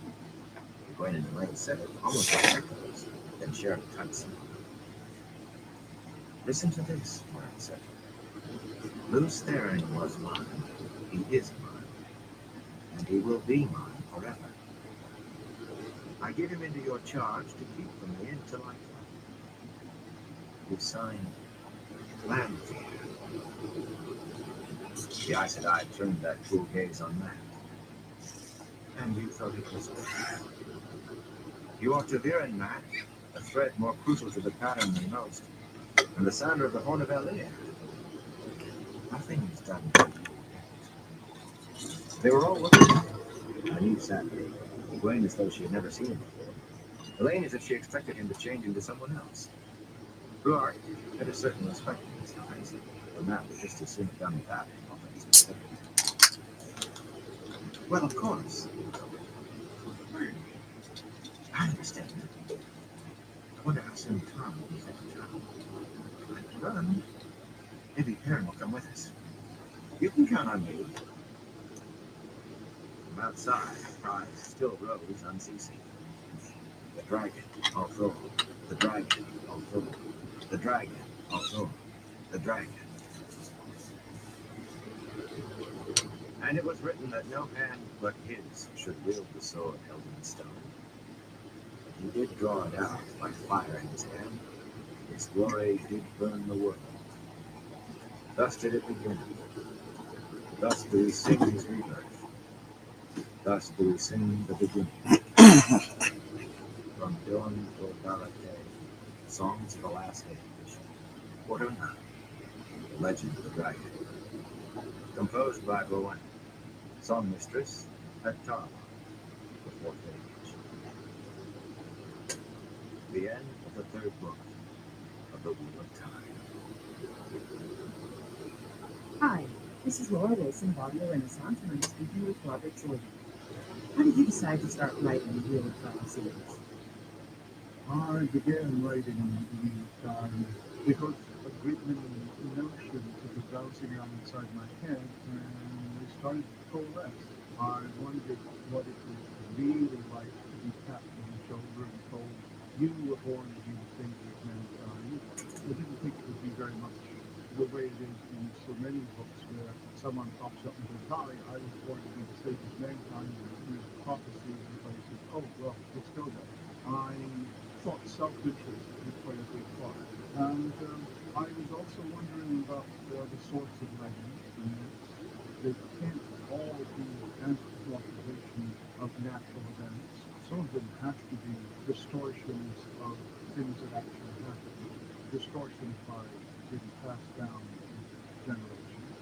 And that led into the distortion of information over distance, whether that's temporal distance or spatial distance. The further you are in time or space from the actual event, the less likely you are to know what really happened. And then finally, there was the talk about something that happens in Tolkien and a lot of other places. A wise old wizard shows up in a country village and says, you must follow me to save the world. And the villagers say, right then, Gout, off we go. Well, I did a lot of growing up in the country. And I've always thought that what those country folk would say, oh, that's Olivia, have an Olivia, have two of me, I'll be right back, I will, good. And then slip out the back door. There were a lot of things that can be done. And even once I started, a lot of things built in and added in and changed. What about this notion of time as a wheel? Is that your idea? No, it's not mine. It is from Hindu mythology that time is a wheel. But actually, most Eastern cultures believe that time was circular. The Greeks gave us the great gift of believing that time was linear. And that's a great gift because if time is circular, if everything repeats in cycles, then change is impossible. No matter what you do, it's always going to come back to what was here. But if time is linear, then change is possible. But I wanted to read the circularity because I wanted, again, to go into the changes by distance. So the myths and legends and a few of the stories that these people tell, well, some of them are based on our own current events, on the present. What they are doing is based on our myths and legends. So they are the source of our myths and legends, and we are the source of theirs. So, what religions or mythological traditions are your first based on? Different religions, different mythologies. We felt that because America is a melting pot, I had at least some right to mine the mythologies of any nation that is represented in the United States, and also religion. So there are elements that come out of religious books, and there are elements that come out of mythologies as well, not done in a mythological way. I try to present these things so that you feel you are in a place that is quite real and this could actually happen. Tell me a bit about the idea of the one power. In these books, there is the one power which comes from the true source. And the one power is what turns the wheel of time, the power that drives the universe. And the conceit is the one power actually consists of two quite separate halves that work with each other and against one another to produce the driving force of the universe. Men can tap into one side, women can tap into the other. A man can't teach a woman how to use the male half or how to use the female half for that matter. And she can't teach him. Are you an audiobooks listener? And if so, what sorts of books do you listen to? I'm afraid the audiobooks I listen to are my own. I don't read my own books, but when I get the new audio, I listen to it because I get a different view. It is different than reading. So, are you listening for a different interpretation of the work? It's not so much a different interpretation. I want to have that one remove to see that I actually said what I think I said. You see, that's the problem that is very difficult for any writer. It's a problem that your editor helps you solve. You know what you intended to say. You know what you meant. And the fact that you perhaps didn't put it down clearly enough for someone who doesn't know what you meant to understand, that can be a problem. My wife, Harriet, is my editor, and she's very, very good at being able to say, you didn't convince me here, or I don't understand what you mean, you have to be better. Because that's the part where I know what I meant, and because I know what I meant, it read fine to me. But to someone who didn't know what I meant, it didn't. Well, I can also spot some of that in listening to the audio. And because I can spot it in listening to the audio, I know that, I thought I had put a bit of foreshadowing to something in the future here, and it doesn't come across clearly. I must do something about that in the next book to make sure that I do have that foreshadowing. Well, thank you very much for talking with me. We hope you have enjoyed the Dragon Reborn, an audio Renaissance audiobook from Core Books. This program was produced by Sigrid Hecht. Fixed copyright 1991.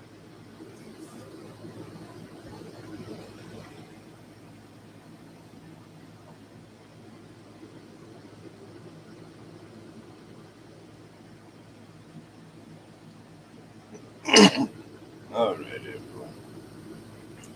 We got caught into his life for tonight.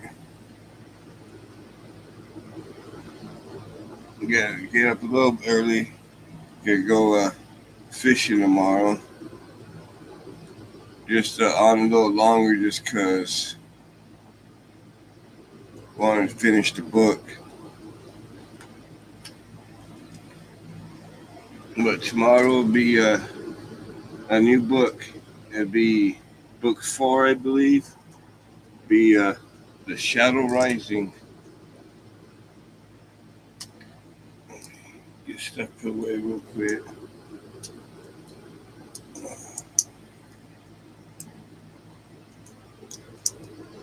I want to thank everyone for stopping by and everyone who keeps stopping by.